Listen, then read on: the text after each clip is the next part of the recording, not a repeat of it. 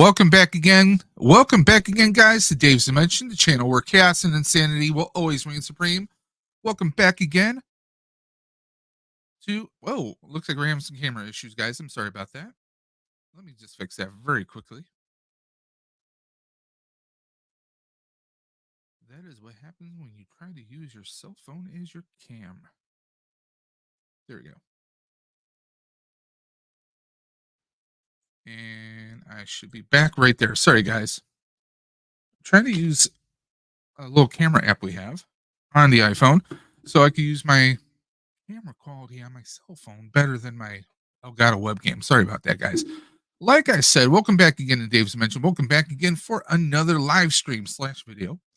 Welcome back again to the channel that is your home for tech, toys, and talk. And of course, the channel where chaos and insanity will always reign supreme. So we're back again. We need to do a little bit of discussion here, guys. First off, the channel is going into some different directions. And I want you guys to stay tuned for that because even I don't know exactly what's going to happen. That's right. There's a lot of things going on in the works. There's been a lot of discussions with my channel as far as the future and viability of it. As of right now, Dave's Dimension is not going anywhere. For a little while, I was in conversations with another content creator who's a very good friend of mine. We were discussing possibly creating a new brand where it would feature content for both that person and me. And it came down to the discussion was I feel that the algorithm, or as Joey from Padawan Collector uh, says, the audience, it came down to how YouTube and how social algorithms work right now. My channel is too confusing. Occasionally I do tech. I do tech reviews and tech videos. I do unboxing of collectibles. I do movie talk. I do TV talk. I do a lot of different discussions, and that confuses the hell out of the algorithm, quite frankly, pardon my language. So I don't want to hurt my friends' content because their content is very genre, very focused, and I don't want to cause any harm. That's the same reason why Dre of the Collector Safe Space, he and I created the Outer Dimensions podcast, and we created a separate channel. We did the separate channel because, again, I was afraid that because my channel, dabbles in too many categories, that would hurt the algorithm.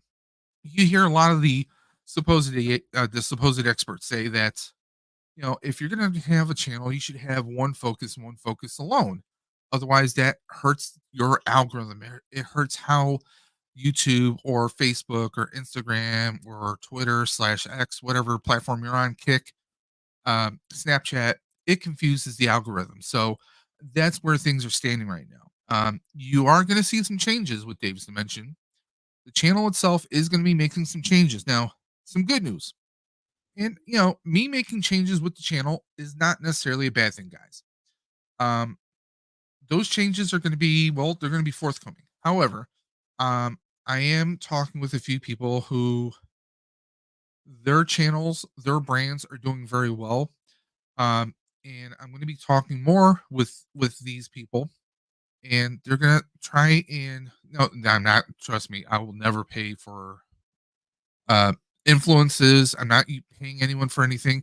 These are friends who happen to have more successful brands and content than I do, who want to try to help guide me a little bit, maybe trying to give me a little bit more focus. Okay. I'm still going to be the same crazy ghost busting, collecting, smart mouth Irish Pollock that I've always been. I'm always still going to be Dave. I'm always going to be true to that. So don't worry about that. It's just that you may see me maybe shift towards, more focused content instead of being all over the place. You might see me doing things a little bit more structured, which is never a bad thing, guys. So please hang in there. And by the way, speaking of the Outer Dimensions podcast, the Outer Dimensions podcast is not going anywhere. Both Dre and I have had a lot of life-changing things happen over the past few months, which have pushed the Dimension podcast on hiatus. It's not going anywhere. As you can see, the channel is still there. The podcasts are still there, and they will be returning in the future. Just hang on. Like I said, both Trey and I are going through some life changes. I started a new job. I started a new job in January. Things weren't working out in that situation. I'm now at a new job. We're gonna see how things work out with that. I am on I am on a better schedule. Dre is finding his balance, and honestly, YouTube and content creating can be draining. But trust me, we are not going anywhere. Outer Dimensions podcast will be resuming in the near future. Now, let's talk about what you see scrolling at the bottom of the screen, guys. If you've been following my channel, you know that every year I do. Oh, we got Mega Demon Collects popping in the chat. So is Cobweb Collector. Thank you. Mega Demon, go get that dinner. We're still going to be going for quite a while. So, um, you guys know I do the Ride for Roswell. My wife, it's her 9th year doing the Ride for Roswell. And she got me into it a couple years ago. This is going to be my 4th year now. As crazy as that sounds, yeah, my fourth year. Yeah, I'm losing track here. No, is it 4th? No, I think this is my 3rd year doing the ride. I lose track, guys. I lose track. It's weird. So, what the Ride for Roswell is, it is an annual bike riding event that helps fundraise for Roswell Park Comprehensive Cancer Institute. You guys see that little scrolling at the bottom of your screen? So what I do is every year for the past several years, I've been doing a 8 to 10 hour live stream, nonstop, no breaks, where I host just an open house where anybody and their grandmother can come on. If you have an Etsy store, you have your own YouTube channel, you're doing something on Twitch, you're doing something on Instagram, you're doing something on Snapchat, you want to promote anything that you're content creating, or maybe you have an Etsy store you want to promote. You come on, it's an open house. Anybody can come on. Anybody buddy and their grandmother can come hang out. It's going to be an open stream. However, we are going to be doing some giveaways. Okay. Now, normally what we do is we usually have about maybe 7 or 8 boxes that we do. And what we do is we do a last person standing, an elimination wheel. I don't use last man standing. Hey, it's 2024. Let's be progressive, guys.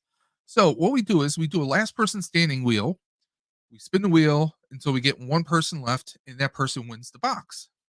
We do themed boxes. Like this year, we have some NECA boxes, some TMNT Ninja Turtle boxes we're giving out. We also have, I believe my buddy Dre, the Collector Safe Space, is working on a Mythic Legions box. We have a lot of themed boxes that we're giving out. And all you have to do right there, the instructions are on the bottom of the screen. Stream for the Cure, May 18th, 10-hour stream. Collectible theme boxes are being given away. Minimum donation. If you want in on this, all you have to do is donate $10 to the Ride for Roswell. You might be saying, Dave, how do I do that? It's right here, guys. You're going to go to the donation site of Ride for Roswell. Now, I actually have my donation page linked in the video description below. So go right there. That's going to take you to the Ride for Roswell page. You go to donate. Okay.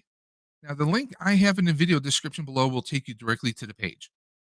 All you have to do is put the dollar amount that you want to donate. It defaults at 100. Don't worry. You can go in and you can just type in $10. You see right there? $10.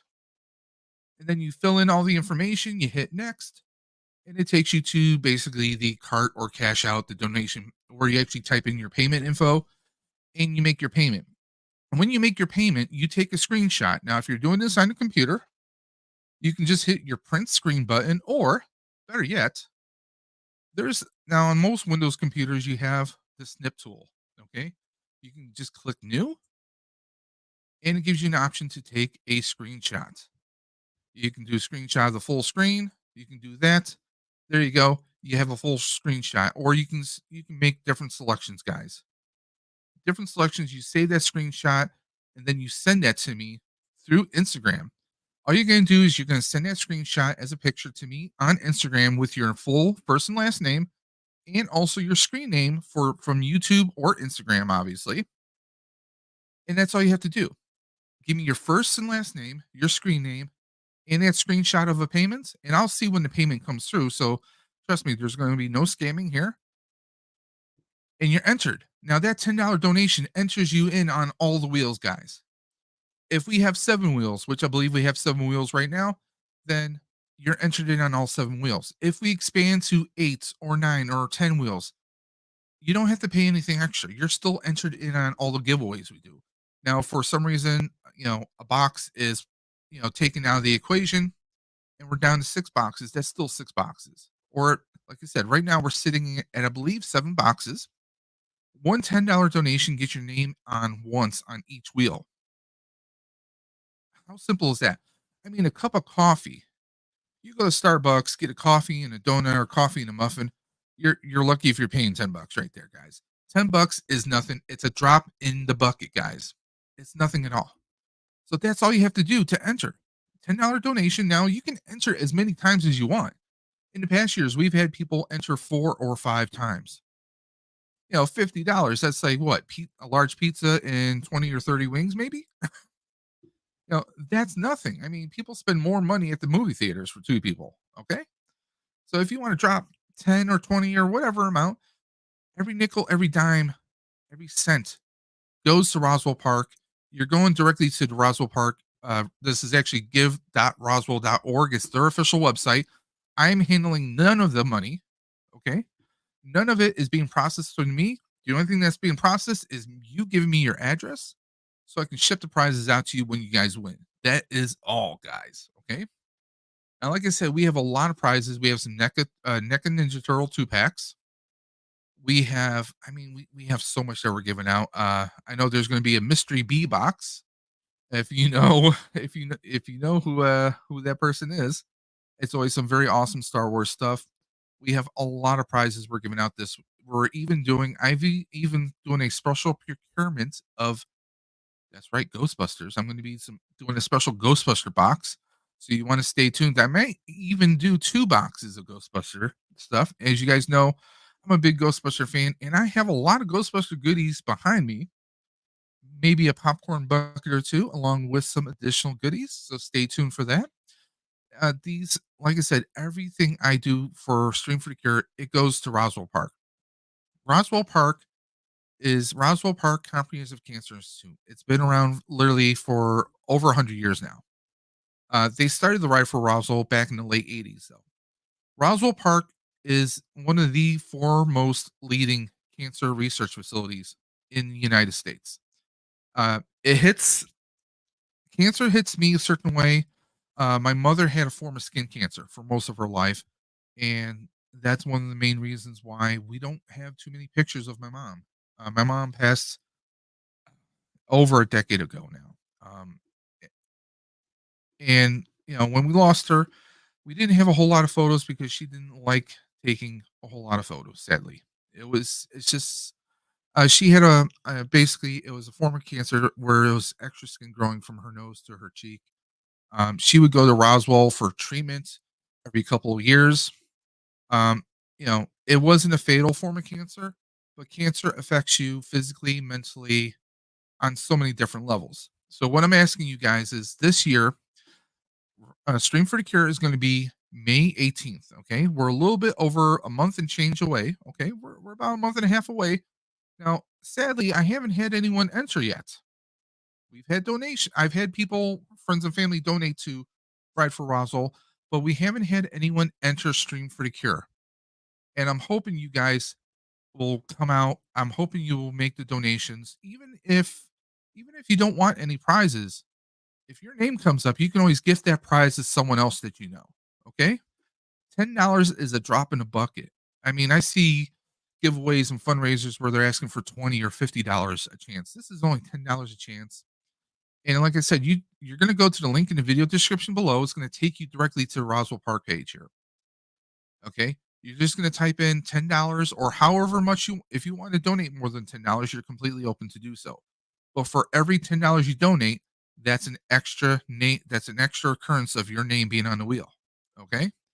And I want to recognize a couple people popping up in the chat. Nerd Affiliated. Hey, Archer. And by the way, guys, you don't want to miss out on Hey Archer and Nerd Affiliate. Well, Nerd Affiliate is combined of Sal. It's combination of Ramblin' Nerd with Anthony, and of course the man himself, El Presidente.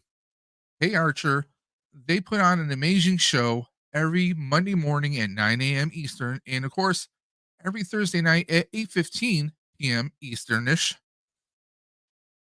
They do a great nerd affiliated show both on the Nerdy Coffee on Mondays, and of course Thursday evenings. Hey Archer covers it all. You do not want to miss out.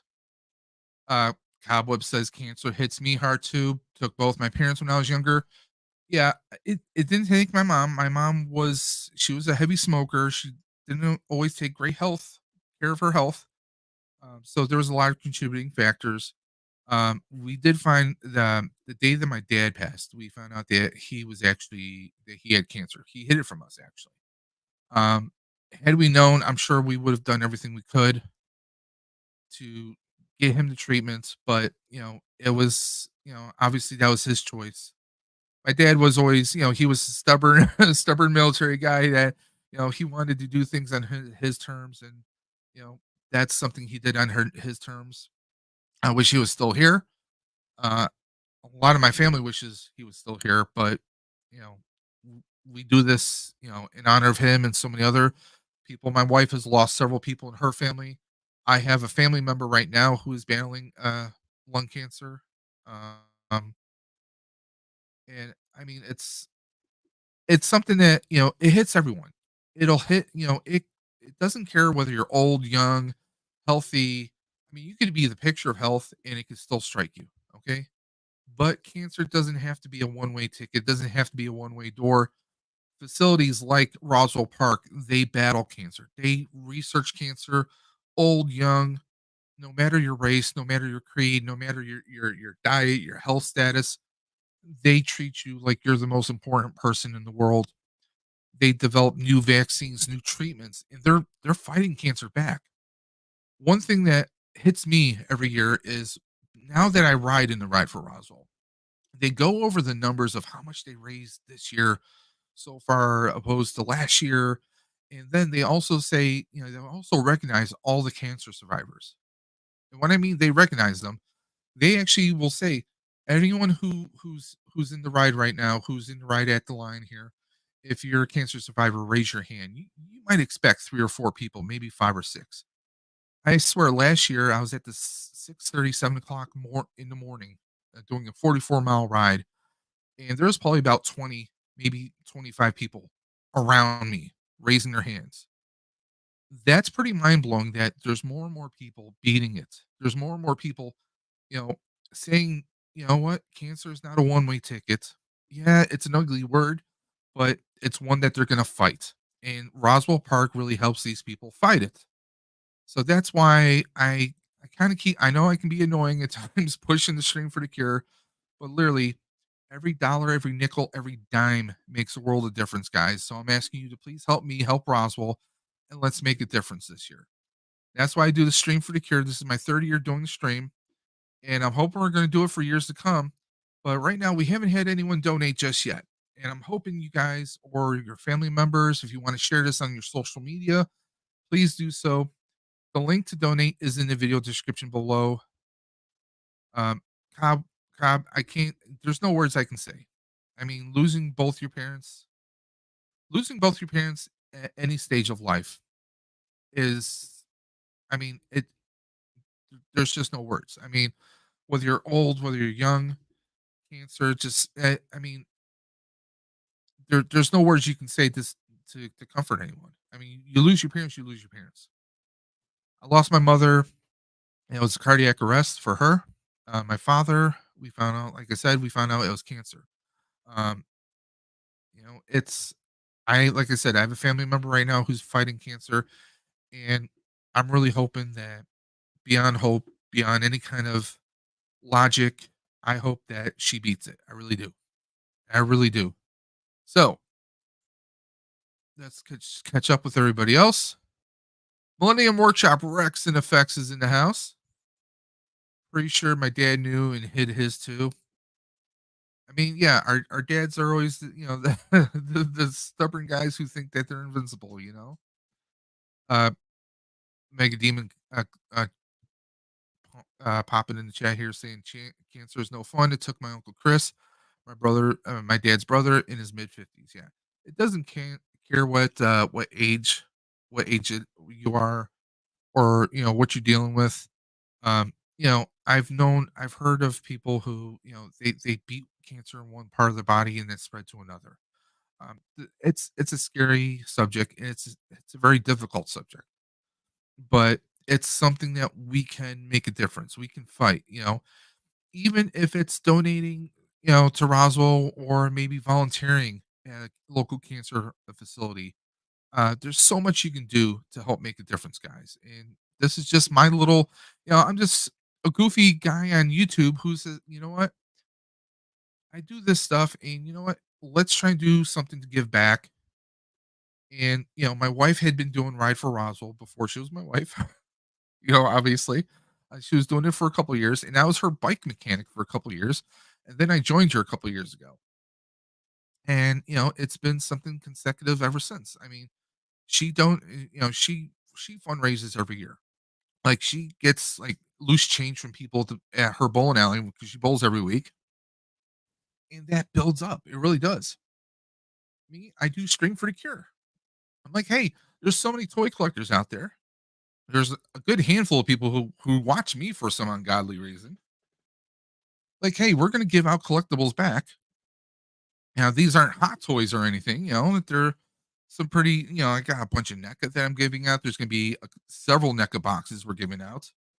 We have a Mythic Legions box that we have in the works. There's going to be a Ghostbuster box or two, so there's going to be a lot to give away. And I mean, come on, $10 is really nothing, guys. So I'm hoping you guys will come out, or at the very least, share the information to all your friends. Several of you, like Archer and um, Rex from Millennium Workshop, you guys are actually friends with me on Facebook. You see my posts. If you can at least share the posts on your pages, just try and help get the word out. You know, I would greatly appreciate it. Let's just catch up here. Archer saying he's sorry for Cobb and Mega. I don't know if it's my internet, but your mic is phasing in and out. Guys, if anyone else can hear, if my mic is phasing in and out, please let me know. Uh, Cobb, thank you very much. I appreciate that. He says he'll put his donation later this week or next week. Again, if you want in on the giveaways, all you have to do is message me on Instagram at Dave's_dimension. That's all you have to do, is message me with your screenshot and your first and last name and your screen name, and you're entered in on the wheel. That's all you have to do. Nathan Bowden, the man, the myth, the legend himself, the toy collector extraordinaire, the guy who gets me in so much trouble, the Nathan Bowden Show. Thank you for popping through, my friend. I hope you're doing well. Been a while since we chatted. I hope you're doing good. Hope you and the family are doing well. But yeah, guys, this is something that's near and dear to my heart. I am aiming to do the 44-mile ride again this year, or I may actually do a different route this year. It all depends. It depends on weather conditions and a few other factors.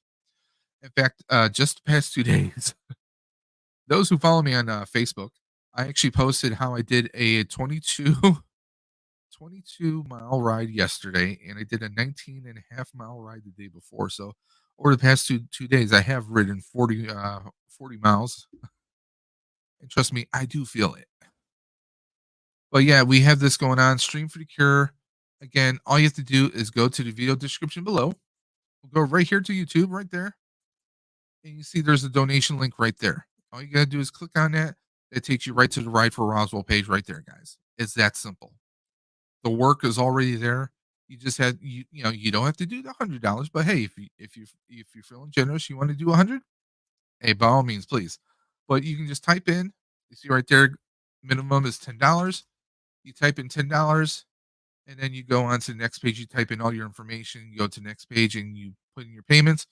And once it shows that you're confirmed, all you have to do is take that screenshot, send it off to me, and Bob is your uncle. So all the information is right here in the video description below. We have the link right here. And of course, if you don't know what my Instagram is, it's right here in the video description as well. Instagram at Dave's_dimension. That's where you'll be sending the information. So again, I am not handling any of the money whatsoever. It's all being done through Ride for Roswell. Now, if you do follow me on Facebook and you know my real Facebook identity, you can actually donate through Facebook as well. But I always recommend going directly to the Ride for Roswell. Now, speaking of Ride for Roswell, like I said, it affects so many people. Roswell Park, they do so much here. Um, they do so much. I've been inquiring about possibly doing a virtual ride for other people who might be in other states who want to help me with this initiative. I haven't got any information just yet. I think it's kind of hard for them to kind of track that. So that might be something for the future. In case you're wondering where I am, it's for our donations. We've actually raised we are at $180. My goal right now is 1,000. We did a little modest goal here of $1,000. We're at 180 so far, and that is through family members who've already donated. Right for Rosalind, there I am with me and Mrs. Dimension, of course, and she's doing her own page. We created a team this year of Team Dimension, so we're hoping you guys will help us out a little bit. Now, let's go on to some other topics. Topics, that might be a little bit more fun, maybe a little salty. Let's talk. Do you guys really want to talk about this? Okay, so we had a little thing over the weekend called WonderCon. I was not a fan of it. I was not a fan. Now, no offense. See, the thing is, with me, I started reading Marvel comics when I was a kid. I was in the 80s, okay? So I'm not necessarily a fan of the 60s and 70s era.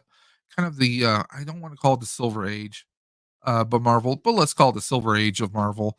Like the Marvel Legends that they revealed here, I am not a fan of. Hear me out. We already have this figure, except they gave him a skirt. They gave him a skirt, but we already have a Iron Man Model 1, except it's more of a silver tone, like a gray silver tone, instead of this gold. So this is Repaint City. You guys hear me all the time, and I say it, and come on, with that Charlie Bronson, you know, the Just for Men, Charlie Bronson, he's got no gray. They gave him the old school Tony Stark head. It makes him look like Charlie Bronson. Uh, this whole wave is a hard pass for me. I know that's a bit salty, but this whole wave is nothing but a hard pass for me. I know there's going to be those completionists. There's going to be those old school Marvel and Iron Man fans who they love the old comics, they love the old animation style, the art style, and they're going to go for it. Listen, I'm not hating you, but let me just put it this way. We go to Marvel Legends real quick. Let's go to Marvel Legends. I'm pretty sure I saw the older Iron Man. Of course, they got the new Iron Man right here. Okay, I think I saw this. If I can scroll past a lot of this, go to next page. Did you remove it? No, here we go. It's basically the same Iron Man, except they painted him gold and they gave him a skirt. That's all I'm saying, guys. That is all I'm saying. You can get him for 18.91. Hit him up with put a little painter's tape right here, and then hit him up with gold all over. You got that same figure, except they have a skirt on this new one. I'm not. See, that's the thing. It doesn't feel like. I mean, do I want to spend that kind of money on him? That's the real question, guys. 25 bucks for him. I can get the other one. I mean, unless you're that completionist, unless you're that guy who has to have the gold, and honestly, this is more gold plastic. I know a lot of collectors out there who could do a little bit better of a gold bronze paint on him, make him look a lot better. Um, but it's just a repaint, so that's a hard pass for me. Okay, we got the Model 20 Iron Man. I know we're getting tons of Iron Man. It's almost like Marvel. When it comes to Iron Man and Spider Man, it's kind of like how McFarlane is with Batman. Let's be honest. I'm not gonna lie. I'm not fronting. And by the way, I am a Spider-Man fan, and yes, I have a whole shelf full of Iron Man. I ain't gonna lie. Um, this Iron Man, I mean, don't get me wrong, he looks cool, you know, he looks like a very cool piece to have. But then again, I mean, they're just giving us a little bit more detail on the torso and on the arms slightly, a little bit more detail on the legs a little bit. And then we get the four repulsor blasts. Obviously, two to peg into the bottom of his feet for his boots, and two to go with his hands. But they look identical. They look pretty much identical here. Um, I mean, is this a must-have? I'm gonna say it's not a must-have. I mean, he definitely exudes that comic book look, the old school look.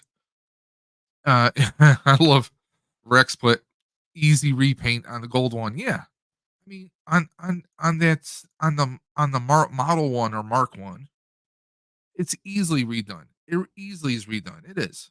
It is. I'm just not a fan that it's repaint city. And they did this all classic wave. And, I can't fault them for doing a classic wave. But for me, okay, here we go. Another Iron Man. That's three Iron Man in a friggin' row here. This one is definitely more old school. Look at the chunky boots right here. He's got the Mega Man boots going on here. Yeah, I know I'm gonna get hate for throwing out Mega Man like that. But I mean, this one, it does look a little bit more classic. However, this isn't the Iron Man for me. It I get that. I get the art style. I get that the art style is exactly how it was back in the 60s and 70s, but honestly, I'm just not feeling this. Maybe I'm Iron Man out. Maybe I'm just sick of the resculpts or the repaints. That's just me personally, but it's a hard pass for me. And we gotta say, we got Duffman's diorama.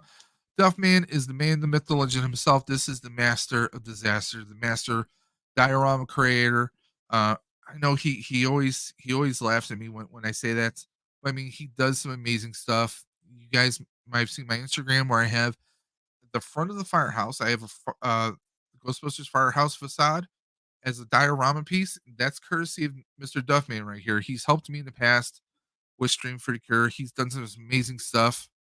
He's just amazing, amazing person. Please support him. Duffman is always popping up in everybody's streams, supporting us all. Duffman, what do you think about some of these figures? And by the way, if anyone wants to hop in, wants to hop on live, just scroll to the top of the chat. I have a link, StreamYard link. So if anyone wants to hop on and join me, you are free to do so. No admission required. Here we go. We have finally a non-Iron Man character. They gave us She-Hulk. Um, let's talk about this for a minute. I like that they gave us a broken machine gun that she breaks in half. I like that. Okay, you should be giving us, accessories where these superheroes or anti-heroes in some cases are destroying things. Give us like broken girders and give us smash like especially when it comes to Hulk or She-Hulk. Give us like smashed ground pieces as a nice like diorama stand of some kind. So we get two gripping hands and we get two fists on her. Um, I'm really not crazy about this one. I actually think now don't hate me guys. There was two previous versions of She-Hulk that came out. There was the one from the Disney Plus series. I actually like that figure. I don't have it, but I do like the figure.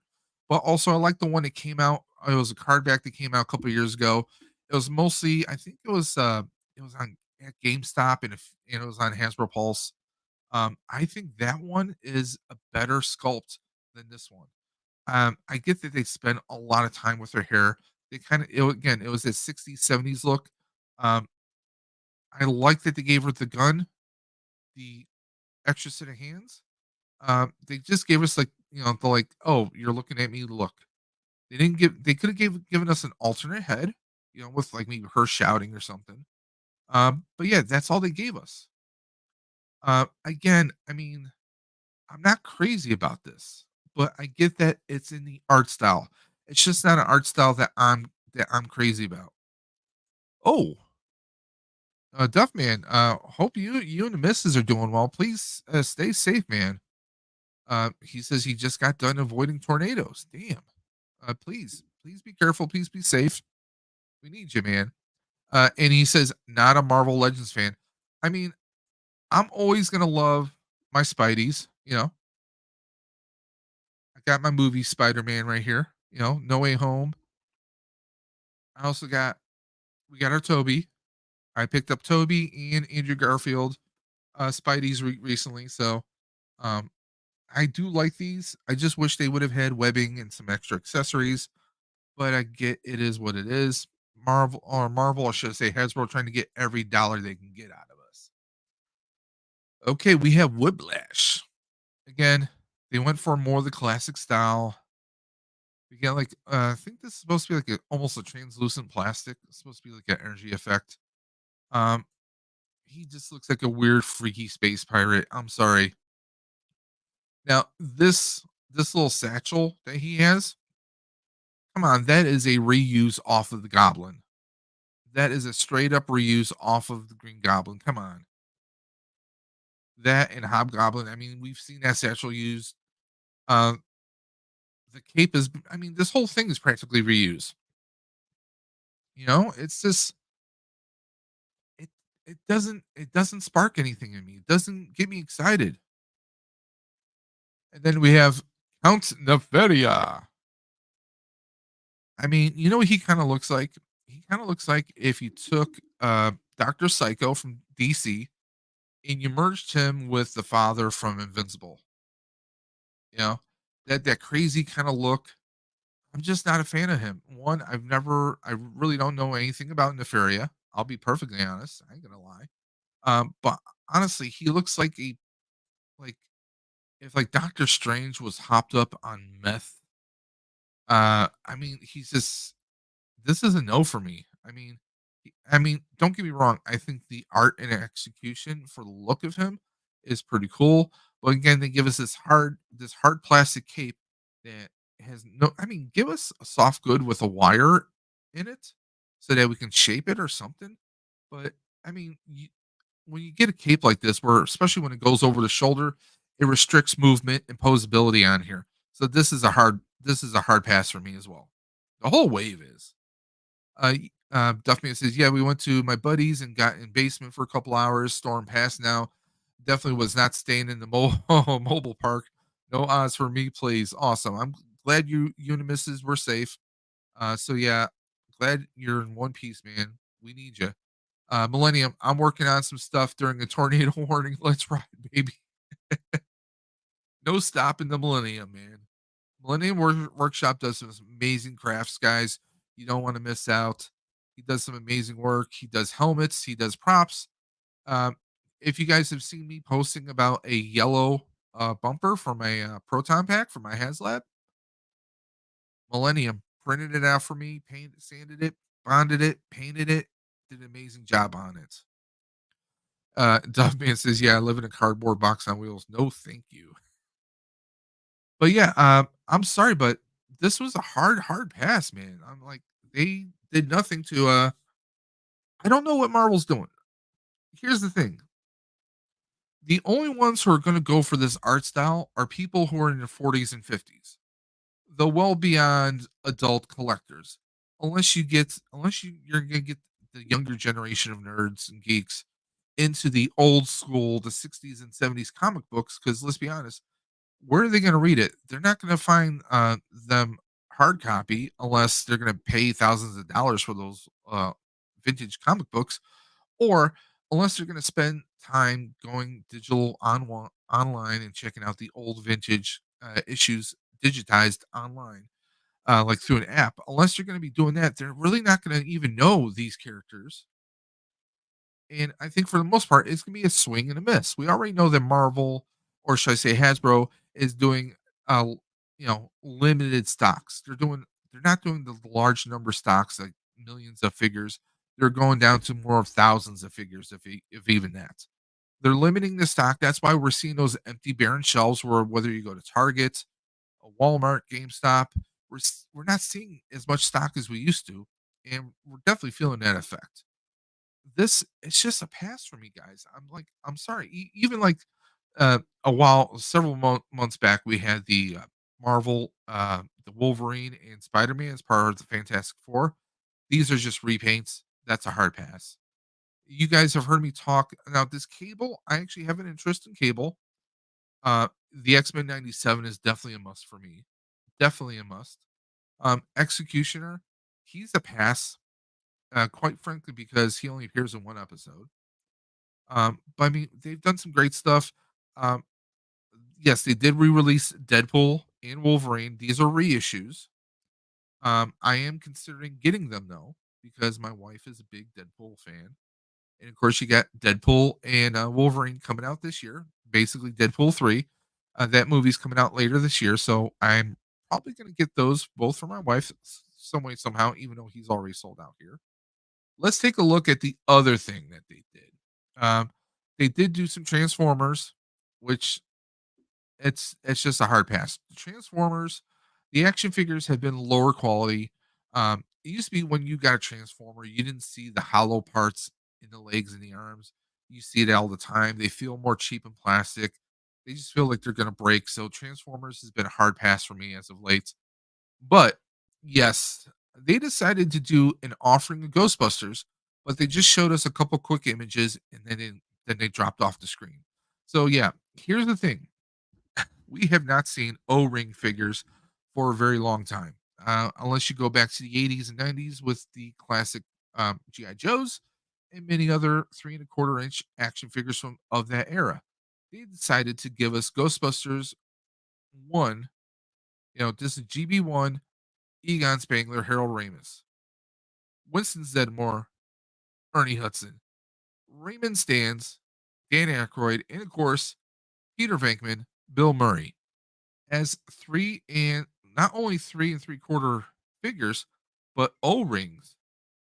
An O ring figure. I'm just like, I'm like, what is going on? What planet are we on? Part of my psychotic brain is like, so are they doing O rings because they have a crap load of O ring stock that they just need to work through? So like, hey, let's paint a bunch of GI Joes to look like the Ghostbusters. That's what it kind of looks like almost. I mean, don't get me wrong. I think for 3 3/4 figures, these are pretty good likenesses. It does look like they kind of shrunk the Ghostbusters 1 plasma series figures down to make these look, but we don't get the only accessories we get like a ghost trap, PKE, ecto goggles, and we get the proton packs. Now, a lot of people are saying these proton packs look exactly like what we've seen on some of the some of the more kiddie version of Ghostbusters. Now, here's another thing. They're giving us a 1/18 scale 1984 Ecto. Okay. But here's one problem, guys. Okay. This looks good here, but I'm going to let you guys in on a little secret. We already have a 1/18 scale Ecto 1. They did that for Afterlife. Okay. They did it for Afterlife. But here's the thing. I'm going to open this up, guys, if I can. There's not really much leg room there for a 3 3/4 figure to really sit in there. Um, unless they're going to raise the steering column up a little bit. It looks like they are doing that. Okay, but that's basically the same thing. They're just repainting this Ecto. Now, another thing is we got the gunner seat right here, right? You didn't have that in part one, so you're only going to be able to put two figures in the front seat, and the other two figures can't sit in the car. At least that's as far as they showed us. Because they show us the gurney right here, so we can put the proton packs on it for storage, which is awesome. Great, we get that. That's very cool. And you know what? I already know that people are going to be painting this to make it look screen accurate.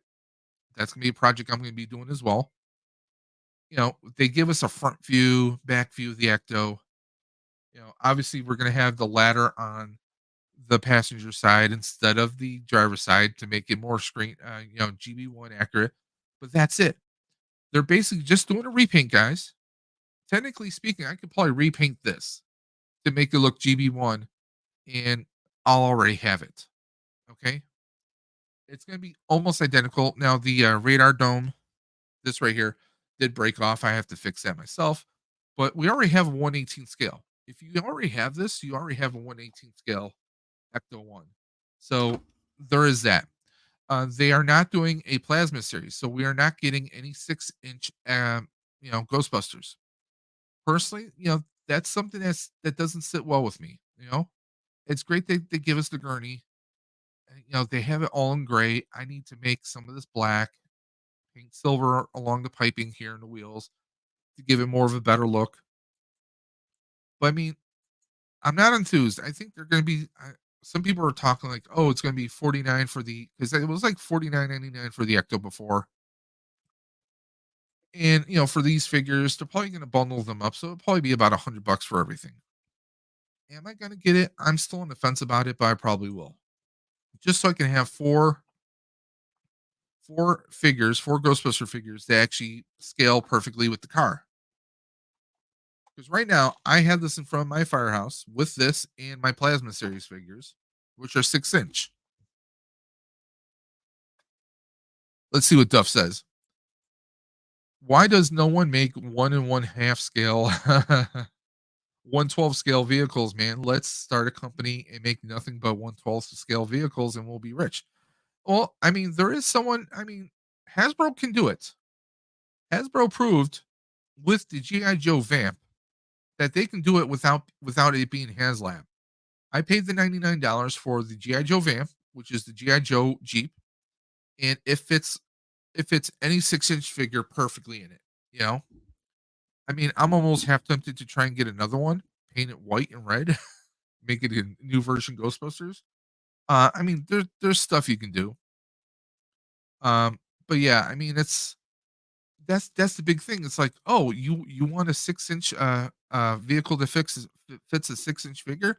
Well, you got to go HasLab. Well, no, Hasbro proved that you don't. You don't have to do that. You can do, we can. Let's just go right to it. We're gonna go brands GI Joe. And I know the Vamp is currently sold out, but don't worry, they will do another run, or they'll repaint it. They will. There's just, they've done the motorcycle, so we know that they can do that. But here we go. Right now, the Vamp is sold out. This fits figures perfectly. Okay, it fits 6-inch. I actually have, I have, I have clutch, in the Jeep, and I posted pictures on my Instagram of clutch and blade for Marvel Legends, hanging out in the Jeep. So yeah, they can do it for $100, and I think this is worth it for $100 because they give you a ton of accessories. It has suspension on there. It has a hook and winch. It's got everything on there. It's got machine guns. Some of the machine gun could stick on there a little bit better, but the detail that they did on here definitely worth $100 right there, no doubt whatsoever. Uh, Left Coast says I'm all in for the retro G Buster O rings. Yeah, I definitely want to get them just so I have Ghostbusters that scale the, with an Ecto. But like I said, the thing that we know so far is you're only going to be able to fit two figures because with that gurney that they have here, that's going to take up a good portion of the Ecto one in the back. So you're not going to be able to fit anybody in there, even if you didn't have the gurney. You can't open up the doors to fit them in there because the way they would fit in there is okay. You have the two in the front seat, right, and then you have someone sitting facing the door, and then someone sitting right behind the door or right behind the front seat. So because you're not going to have that leg space in there because it would be a dropped section in there. You're not going to have the leg room, so you literally can only fit two figures in there, which does kind of suck. It is a big minus for me. We got Duffman giving Rick from Left Coast Graphics, giving him a fist bump. I hope you guys are doing well. And like I said, if anyone wants to hop in, there is a link at the top of the chat. If anyone wants to pop in and give their opinions or thoughts on this, I'm not a fan of the classic Marvels that they announced. The Transformers look like trash too. I'm not doing this to hate on it. It's one thing that really annoys me is okay, we had a new Ghostbusters movie come out, and where's Ghostbusters on here? Where's Ghostbusters on your menu? You have to go to other brands, and you see Ghostbusters paired up with Magic the Gathering. You have your Dungeons and Dragons line, your Avalon Hill, Hasbro Gaming. Those take and that and Indiana Jones and Power Rangers and Nerf all take precedence over Ghostbusters. Okay, let's take a look at that. Power Rangers. What does Power Rangers even have right now? This is their Lightning collection. The dagger that sold out, the reissue of the White Ranger and Red Ranger helmets, and let me be honest, they are so cheap. If you're getting them for like a kid, that's one story. It's a different story altogether. If you're an adult who wants to cosplay, these are only good as maybe a collector's piece if you do some weathering on them, maybe some repaints. Give them a better paint app, and they'll be worth $80. Otherwise, they're not. We have the Omega Rangers right here, which are something that was only featured in Boom Comics. We've never seen it in the live action show or movies. So really, this is kind of a niche right there. It's a niche item right there. They do have it marked down from 100 down to $70, so that's cool. The remastered collection, all we have is Zach. All we have is Zach, which is kind of disappointing for especially anyone who's a Ranger fan and you're trying to finish out the collection. You can't. Okay, you got Zach. You do have Kimberly here. Okay. But then you have the niche of the crossover because they love to do crossovers. Like Transformers crosses over with everything. They said, hey, let's cross over Rangers with Cobra Kai. Um, I'm sorry. Just no, that was a hard pass to begin with. I did get RPM Yellow and also Lightspeed Rescue Blue, but it seems like the line of Power Rangers Lightning Collection has completely come to a halt. So we're not even going to be able to finish either of these Ranger teams, let alone, I mean, SPD you can complete, but like the other ones, like Lost Galaxy and so many others, uh, these are all outlet prices. These aren't even outlet prices. I can see better prices at Target. But it just these are things we've already had. These are things we've already had come out like maybe half a year ago, and it's just a disappointment. They're coming out with nothing new. None of this is new stuff. I think the newest thing we've seen is the Omega Rangers, and that's it. These and this is stuff that's been around. If you're a Ranger collector, you're gonna know that these have been around, which is one of the reasons why I left Lightning Collection and I'm actually actively collecting Super 7 Ultimates. To me, you get more accessories and the price point is a lot better. I mean, with the remastered collection, like for example, go here for Trini. So 33.99. Let's round it to 34 before tax, or if you're buying online, maybe shipping in some cases. So we get this little swooshing energy effect here, right? Then we get Trini with her blade blaster in its many forms, the morpher. The morphers aren't too bad. The head sculpt, I mean, it's okay, but I've seen better. And we get some daggers. Now, we can go into Super 7. We'll pay they usually start about 55. I've been getting them either on Macari or on or not Big Bag Toy Store, but yes, Big Bag Toy Store will have some deals and also Entertainment Earth will have some deals. And I'll get the prices even lower. I've gotten a couple of the Zords for about $34. What is this going for right now? Retail $34. If you go on Amazon, you're going to see these for a lot more higher price. So there is that. So let's go take a look at some of the other brands they have here. Oh, Nerf. Really? You're going to put Nerf guns over in Indiana Jones? I'm sorry. That was a very niche market. Don't get me wrong. I love Indiana Jones. I love that they have Dr. Jones here. They got the knight from Last Crusade. They have a lot of these characters look great. But when you're charging some of these prices for them, $34 originally for Indiana Jones in Cairo. Are you serious?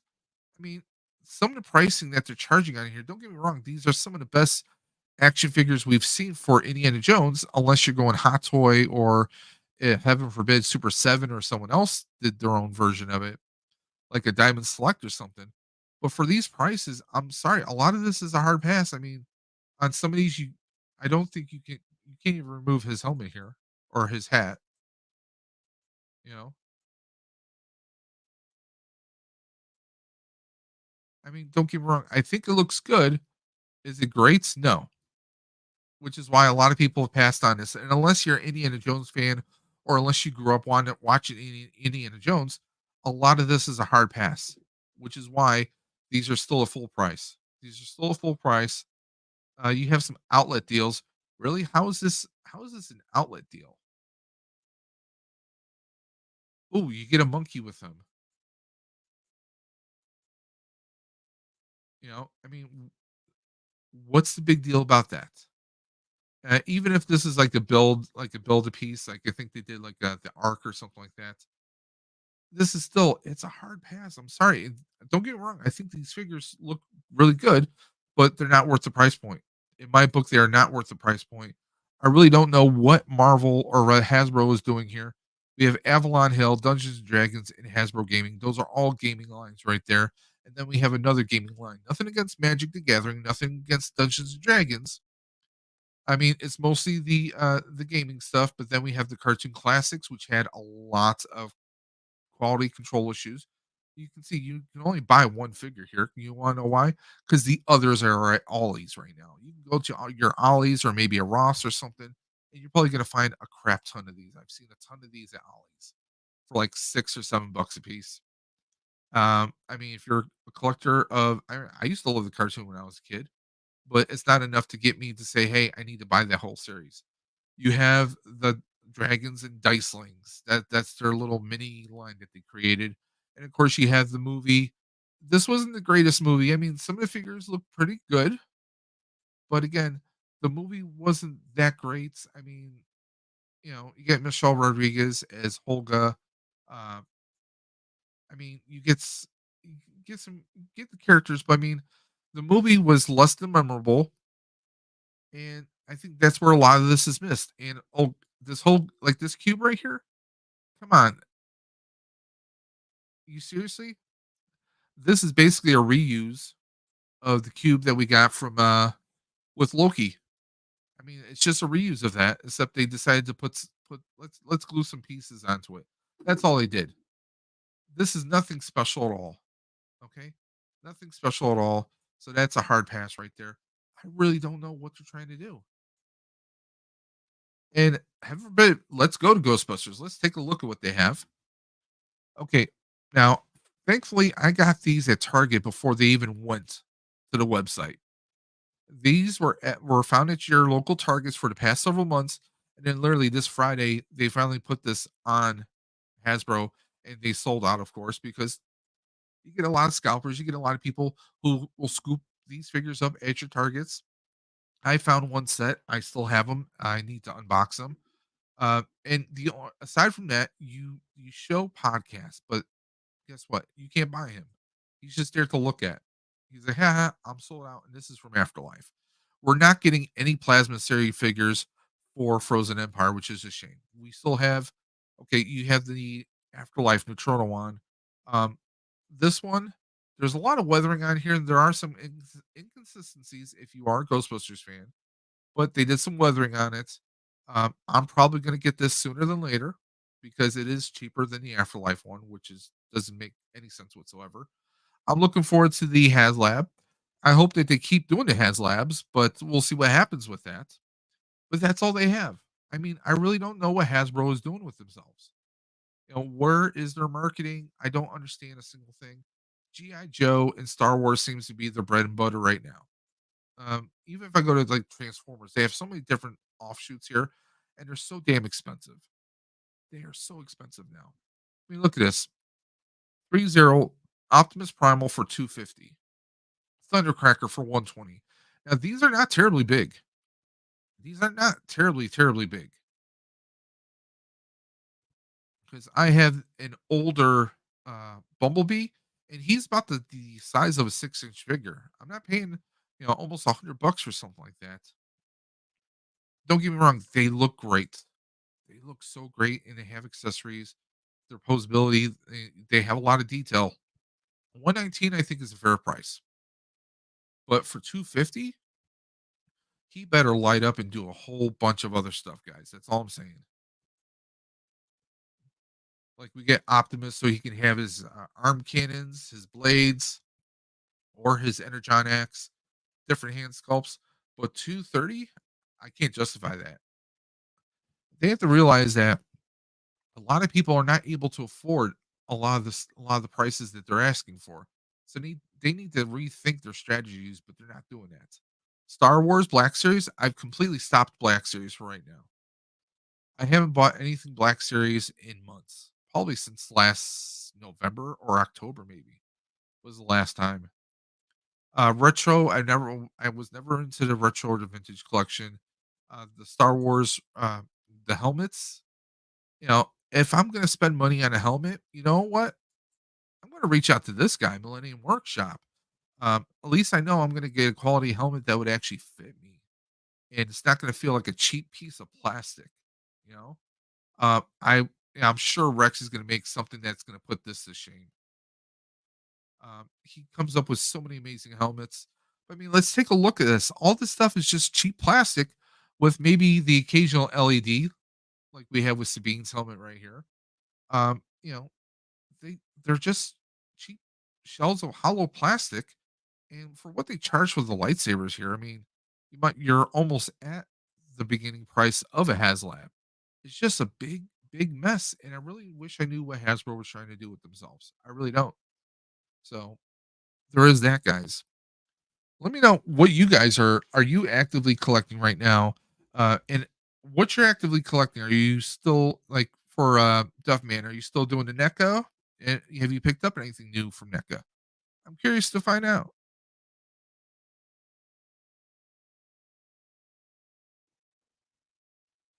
I mean, me recently, like my latest acquisitions were the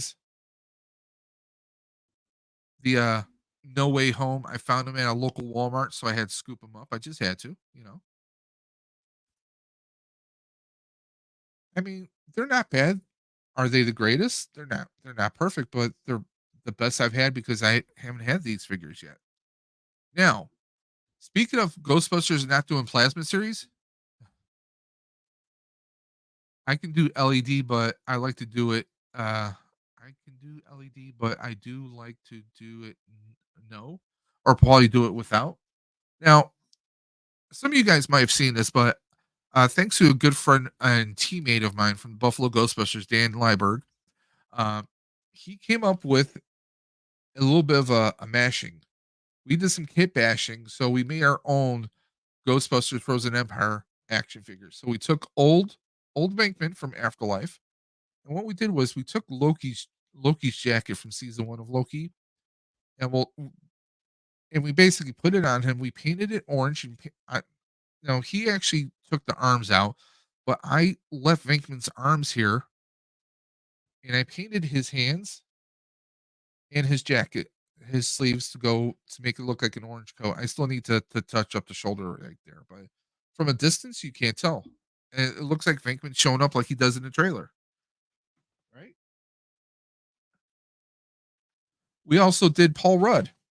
We took Ant Man. We took Paul Rudd's head from the Ant Man Quantumania figure, and we threw it right onto a body. Now we also were able to get some decals made up, or should I say, Dan was able to, and he got me an extra label. So I actually have Gruberson for the name tag. So we have a legit Paul Rudd action figure. I took slimed Egon and we put Trevor's head on him. So we have Trevor slimed because he does get slimed by Slimer. We also took these all, by the way, a lot of these are Marvel Legends that we just swapped out. So from Marvel Invasion, you know, we swapped out the head and we threw Dan Aykroyd's head on here. Ray from Afterlife is on the body here, and we just kit bashed him. And that orb, that is the orb from Star Lord that I just painted gold. So there's Ray holding the orb. And then our fifth and most epic, of course, he's got the tools, he's got the talent. That's right. We took Ernie Hudson's head from Winston Afterlife, and we threw him on a suit. And I did paint his hands. I need to touch up the hands a little bit more, but there we go. So I have a set of 5 at Frozen Empire action figures. Why? Because well, Hasbro's not making. We don't know if they're ever going to do another Plasma series action figure ever again. I mean, they certainly didn't seem like they were gonna. So, me and a few other people, a lot of other Ghostbuster fans have been, reproducing the same plan to have our own Frozen Empire action figures. Because let's face it, as fans, because we all know Hasbro says fans come first, right? That's what they say. Well, these fans decided to take it into our own hands and make our own figures. So, I mean, you can't go wrong. Kit bashing. I mean, people will always kit bash. And speaking of kit bashing, Colbane Games is in the chat. This guy knows about kit bashing, especially when it comes to Gunpla. He will kit bash almost any Gundam out there in the universe, guys. If you guys are into Gunpla, into Gundams, and also you're into some very awesome game streams, especially on Monday nights, Sunday nights, Monday nights, believe Wednesdays and also Fridays. He does live game streams. You want to check him out, Coldbane Games. Just go ahead and check him out, please. Let me catch up with Duffman says, I want to get those Flash Gordon figures for sure, but only thing I have picked up is mower parts, new tire for the car, and parts for to fix the washing machine. Tomorrow I'll have to pay my guy for all the work. Ugh. Yeah, are you talking about the Flash Gordon, the NECA Flash Gordon from the movie? I definitely want to get those. I want Flash, I want Ming, I want Hawkman, but I want Flash on a rocket cycle, right? I think that would be cool. I have, if you guys don't know, back in the 80s, there was a very awesome movie called Flash Gordon based on the old serial from the 30s and 40s about a football player who, a scientist and a news reporter, well, they get kind of like dropped into another, deep into space, into other dimensions or other universe. And there's this evil guy named Ming the Merciless who wants to destroy the universe planet by planet and just so happens to take on Flash Gordon. He's the hero. It's Duff Man. Don't tease me. He says I can make the rocket cycle. I mean, hey, I mean, if I find some deals, maybe I'll if I find some deals online because I've been seeing a few stores, few shops talking about was it last weekend? Target had a sale up until the midnight on Saturday where they were doing uh if you spent $75, you got $20 off. If they do a deal like that, or if I see any deals on the NECA Flash, I'll message it to you in Instagram. Okay. Yeah, because I think you gotta have Hawkman. You gotta have Hawkman. You gotta have Flash, and you have to have Ming. I think those are the top three you have to have. I mean, it'd be cool if they did some of the other figures, but I think those are like the top three you kind of have to have because I mean, Hawkman, he's just epic. And of course, I mean, I doubt NECA would ever do the ship because I would love to either have the rocket cycle or have Flash in the cockpit of the ship that was crashing into Ming's palace. Spoiler alert. Uh, thank you, Colbane. Thank you very much. Those that don't know, I have broken the 2,000 subscriber wall. I don't know how. The really weird thing about that is I'm getting growth. However, I'm people are subbing to the channel, but I'm not getting the views. I mean, I still do like maybe 20 or 30 views per video or stream when I do them. However, my watch hours, like I'm at like maybe 2,100 watch hours. At one point, I was at 3,100 watch hours. I've drastically lost a lot. I mean, I lost over 1,000 watch hours. It doesn't make any sense, but it is what it is. Yeah. Yeah, Hawkman for sure. Think they will make more figures. I would love for them to make more figures, but however, I'm still waiting on them to I mean I'm still waiting for them to do Back to the Future 3 figures. They did Back to the Future 1 and 2 for NECA, but they haven't done anything else. It's like why would you do 1 and then 2 and then stop before doing 3? I mean, we have Ninja Turtle 3 figures out. I actually have 2 of the figures from that set. but who knows what they're gonna do now, you know? Yeah, like here I'm gonna pull this up right here. So yeah, Entertainment Earth has Hawkman for 36.99. Uh, Flash for 36.99. Target has them for 34. I would probably still go through Entertainment Earth just for one fact. Um, I have an affiliate link that I can do so I can get 10% off anything that's in stock. So that would at least be 10% off, it's not much, but 10% off 36.99 is, it's nice. It's not bad. I'm also going to keep an eye out here like here's Ming the Merciless. You know, he gets him kind of snarling, him with just his mean ass look, him with his little scalp headpiece, him holding his sword. We got the different hands here, and of course his scabbard for his sword. He looks pretty damn cool. He really does. And those that don't know, that was the brilliant and magnificent Max von Sydow. Uh, he's an amazing actor. He was an amazing voice talent right there. Let's take a look at Sam Jones. This is Flash. They made him look almost slightly cartoony. We get like the veins and everything going through his arms right here. A little bit of chest hair. So we get the sword. We get I forgot what this is. That doesn't look like the ball to me. It looks like something else. Looks like something he hit somebody with. And of course, we get like the blaster, and we get a couple hands, including a trigger hand. And we get a couple different looks right here. He looks more cartoony. It's almost like if you ever saw like a Super 7 Ultimate, they kind of make the figures not look exactly like the person, but almost like a like a cartoonish looking variation of them. Yeah. So there we go. I mean, it's still pretty good. I'm not a fan of like how you can see the two pieces, but I'll take it. I mean, it is NECA. They do a lot better than a lot of others. Full disclosure right there. Here's Hawkman. Hawkman looks friggin' magnificent right there, man. And we have this head sculpt, but then we get these head sculpts.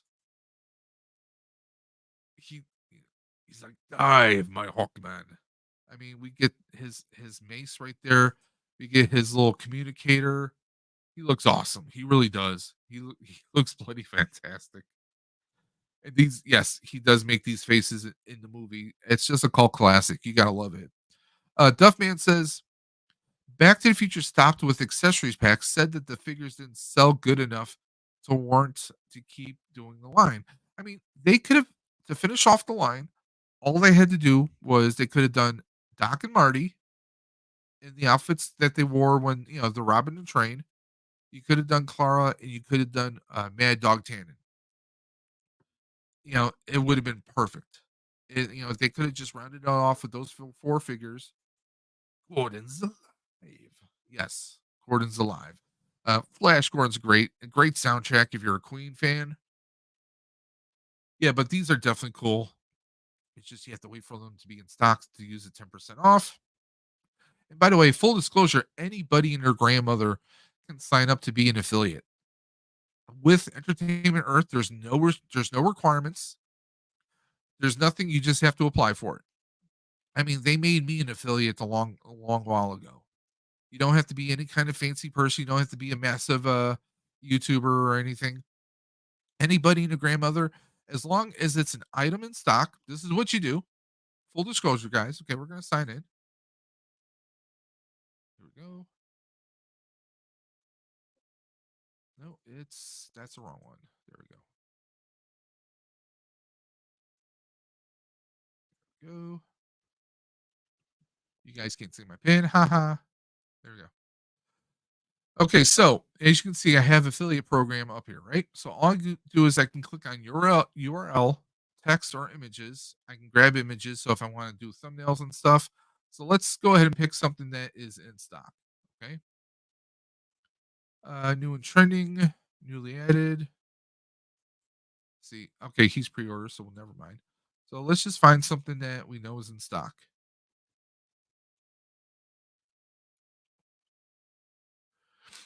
in stock now. Okay, I'm just gonna click on something. Uh,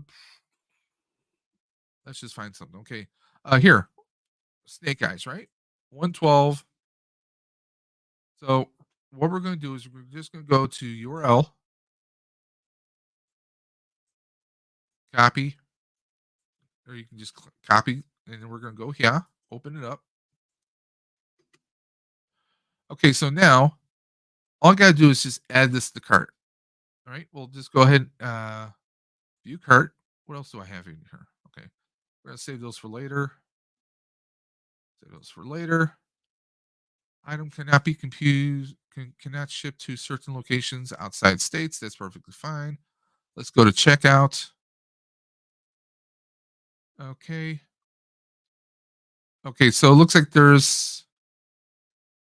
Okay, there we go. So we get not only do we get free shipping, but we get another 10% off. So that's 11.20 off of it. So it knocks it down from, because you're still dealing with taxes, guys. Okay. You still have taxes, so the taxes offset that. But before tax, it dropped it from 112 to 180 cents. $100.80. So it's definitely worthwhile. Uh Duffman says, I 100% want the Hot Toys version of them. Oh, I know you do. Duffman is a big Hot Toys collector, but this is just an example of how you can save some money. Because, imagine this. If it was 112 and then I'm paying like another $8 or $9 on top of it, come on. I'm paying like 120 something right there. Now I'm only paying 110. It saves you money, guys. Anybody can apply to be an affiliate. You don't have to be anybody fancy. You don't have to know someone. Unlike some YouTubers out there, I ain't gonna mention any names, who drop their affiliate links in their, in their Instagrams or in their in their videos. There are some people who act like, oh, here's my affiliate link. Like you almost can't get it. No, there are some, like, I will say this, like Amazon, and there are some other sites where you have to have a certain number of audience. You have to have a certain number of followers, a certain number of watch hours. You have to meet certain metrics in order to get affiliate status. But there's a lot of shops you don't. If you're always buying from a certain websites or certain e-commerce, and you can always reach out to them. Hey, I have a YouTube channel. Hey, I'm on Twitter. Hey, I'm on Instagram. Hey, I'm on this.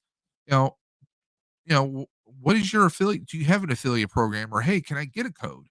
You know, you're only going to know unless you ask. Put yourself out there. The worst things anyone can say is no, right? That's the worst thing anyone can ever say. So let's go and put this away now. Now, also, guys, it is April. It is April 2nd. Yesterday was April Fool's Day, all day long. Next Monday, we have the eclipse, which personally for me, it's not really a thing because I'm working. But come June, now, those that don't, obviously, you guys, I know you get tired of hearing me talk about Ghostbusters. Well, this is the 40th anniversary. And speaking of the 40th anniversary, every year, the Buffalo Ghostbusters host an annual just a fan celebration in New York City at the actual Hook and Ladder 8, which is a functional firehouse. Now, if you want more information or you want to RSVP that you're going to be attending this event, all you have to do is go into the link we have a link in the descriptions, or you can just go to Buffalo Ghostbusters. I'm going to throw that right here. All you have to do is go to the Buffalo Ghostbusters link tree at linktree.com/, Buffalo Ghostbusters, or you can go to buffaloghostbusters.com, and you're going to find our links to our T Public page, Instagram, Twitter. If you want to make donations for Toys for Tots or any of the other charities we participate with, there's PayPal and Venmo. We sell t-shirts, patches, just about anything and everything you can think of. You want to request us locally for an event. We're based in Buffalo, New York, but we have done events all over New York State. So please keep that in mind. Maybe you have an event in Rochester or Syracuse, or we've done events in Jamestown, New York. So if you're local, if you're in the Western New York or Central New York area, you want to reach out to the Buffalo Ghostbusters, That's how you would do it. Or you can just send us an email. There you go. Got a little options right there. Very cool. But if you want to RSVP, there is our Facebook link and page if you want information about the Ghostbusters Day events, such as we actually have a little affiliation with a hotel. There's a hotel in New Jersey that has been doing a Ghostbusters Day rate, so you can save a few bucks on staying. So there is that. Like I said, it's right there, Northmore Street, North 14th Northmore, New York, New York. This is actually going to be on June 8th of this year. June 8th is June 8th, 1984 is when Ghostbusters came out, the very first Ghostbusters. And now June 8th, 2024, we actually get to celebrate Ghostbusters on the day of the 40th anniversary. So it's going to be a massive, just a massive, massive event. Last year we had a couple get married. They actually their first official date was the first year that we had this event. In this picture right here, you can actually see Ghostbuster fans and you can see the Buffalo Ghostbusters front and center, along with some of FDNY's finest with the two ectos. And this was a sign. Now, this was a Hollywood collectible sign, but we also fundraised that year for a full sign. So if you go on Instagram and you go to official Hook and Ladder 8 or official GBHQ, you can actually see that there is a 1-to-1 scale permanent all season sign hanging in front of the firehouse. That was because of fans like you out there watching us right now who donated to a GoFundMe and we are able to get a full size sign built there, and it's been hanging at the firehouse ever since. So it's just a fun, awesome event. Ghostbuster fans from across the world come. Last year we had people from South America, people from Italy, just people all over. We even had one of the music artists from the very first movie, the Alessi brothers, performing "Saving the Day." We have so many memorable people who've been a part of the movie come. This year, there's going to be a lot of surprises this year. We I don't even fully know a lot of the surprises that are going to happen, but it's always a great time. It's a free event; it doesn't cost you a thing to come. You just want to drive if you're local to New York or a couple hours away. You can drive up there, hang out for the day. It's just a very awesome time. I will say this: if you're driving up there, you're going to need to find parking somewhere because it's a small side street. There's not going to be room for anyone to park their personal vehicles. But we usually have several ectos, like you can see in the background here. It's just an awesome, awesome time. So if you guys want more information, like I said, just go to buffaloghostbusters.com. That'll take you to our link tree, and all of our links are right there. You can follow us on Twitter, Instagram, and of course, check out the T Public page. Every dollar, every dime goes to benefit Toys for Tots. As you can see here, we have our own Buffalo Ghostbuster. Uh, we have our engineer logo. We have the black and red logo, like you see on the coats. We got the Frozen Empire Buffalo Ghostbusters. We got of course, the Afterlife Ghostbusters, our regular Buffalo Ghostbusters, our Buffalo Bill zebra pattern, Ghostbusters. We have everything here. We got the Water Buffalo Lodge because we're Buffalo, New York. We got the mini puff holding the chicken wing. We got everything here. Sam Hain. This is a personal favorite of mine right there. Sam Hain coming out of the firehouse. This was last year's T-shirt. We do a lot of shirts, and like I said, everything benefits Toys for Tots, guys. So please consider checking out the Buffalo Ghostbusters at buffaloghostbusters.com. Let's just catch up with the chat here. Collecting Cool says, yo. Duffman saying Brett. And of course, we got Rebels, Reptiles, and Games popping in with a little bit of thunder. So yeah, I've just been talking about a lot of things. I did skip over a few things. As Colbane mentioned, I have broken 2,000 subscribers. I'm nowhere near being monetized, and that's it.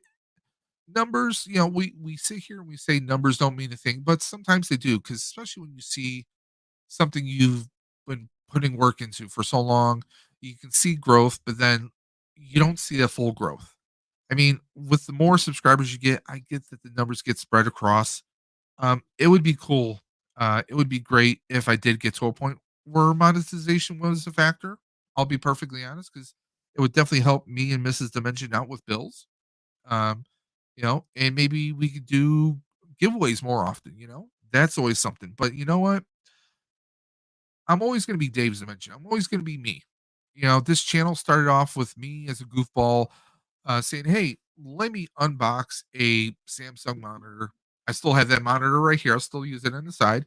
Um, and that was like my first real unbox. I knew nothing about YouTube. I said, "Hey, why not?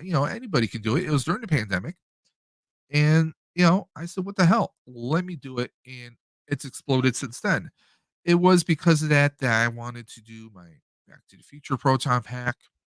That Proton Pack led me to interact with someone who would become my future teammate on Buffalo Ghostbusters. Um, and if it wasn't for me wanting to do that, um, wanting to try to do an unbox, like, hey, I see all these people on YouTube because I use YouTube as a resource. Hey, if I can learn, hey, if I can do this, anybody can do this. And when I joined the Buffalo Ghostbusters, I was working on a couple spirit packs, and I did videos on that stuff. I did a video on, ghost busting for big guys. I did bike buying for big guys. It's opened up a whole world. It's kind of brought me. Those that don't know, during my high school years, I was kind of a Peter Parker, Clark Kent type. I was the nerdy guy in school, but then after school, I was just unlocked. I was someone that was just I was like a completely different person because I was working at a roller rink. I was a DJ and a floor guard. I got to be this person who just had so much energy and can do these amazing things. But when it came to school, it wasn't that case. And getting into YouTube was a lot like that. Same thing with joining the Buffalo Ghostbusters. It was a chance to dress up, do some cosplay. But before I met the Buffalo Ghostbusters, I had an experience at a con.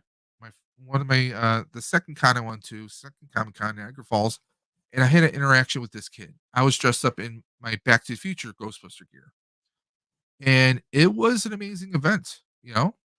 That's what YouTube is all about. Speaking of being all about, ladies and gentlemen, geeks and nerds, freaks and geeks, the man, the myth, the Nerdbuster Supreme himself. It's Hey Archer. Trying to do an Ultimate Warrior, but I can understand where it's perceived as just raising the roof. There you go. How's it I had going, to, sir? good. I had to jump on and congrats on the 2000. That's awesome. Honestly, like I'll be honest, my content has been very slow coming out. But for some reason, I think maybe it's Ghostbusters as an algorithm because I just broke the 2000 the other day, right? Hmm. Yeah, I don't know where the numbers are coming from. It's climbing. It's climbing. Watch hours not so much, but it's a work in One at progress, a but time. One at a time. yeah. But I actually had someone reach out to me, a good friend of the channel, reach out to me that they want to see me potentially grow. Hmm. And this is someone who is they are connected with a few people that they're all about positive growth, Hmm. right? And one of them actually has a lot of connections with people in the entertainment industry. Hmm. So they're like, hey, we want to see you grow. Are you open to it? We're not selling you on anything. This isn't anything that's costing you money. Are you willing to sit down and maybe talk about your channel? Hmm. I'm like, well, yeah, I'm never going to say no to anyone that wants to make a suggestion on how I can maybe focus and change things a little bit. Especially what this is 4 years now. Yeah. It's scary. 4 years, jeez. Time It's a flies when you're whole having fun. it's a whole presidency. Not that kind. Uh, but yeah, it's just wanted to kind of do because I was talking with a good friend on my channel, good friend who I've collabed in the past with. We were actually talking about doing some possibly something that you inspired. Oh, what would that be? Well, what are you? You are nerd affiliated. You're a combination of three separate content creators, are you not? That is true. See, we were actually talking about that, about possibly merging, having an Oh, umbrella, but still having our own individual content under that umbrella. But my thought was, my because again, last year, me and Drake came together and we did the Outer Dimension as a separate channel. right. I said we should do it as a separate channel because I look at my channel. My channel is just big, massive mess. It's tech, it's toys, I would say as far as it's talk. content goes, you mean, or Yeah, genres. yeah. I cross the streams, to be Mhm. honest. You know, and I think that definitely. I mean, I'll be honest. That is, I see all the experts saying, oh, if you're gonna start a channel, find one focus and be that one Right. focus. You know, and I can see the truth in that. However, that's just not who I am. I'm Right. all over the place because that's just me. Mhm. I mean, let's be honest. Anyone who's seen me do a live stream, I'm all over the place. I mean, I'm talking about Stream for the Cure. I'm talking about, what I call BlunderCon. Uh, I was not a fan of that stuff, but that's just me personally.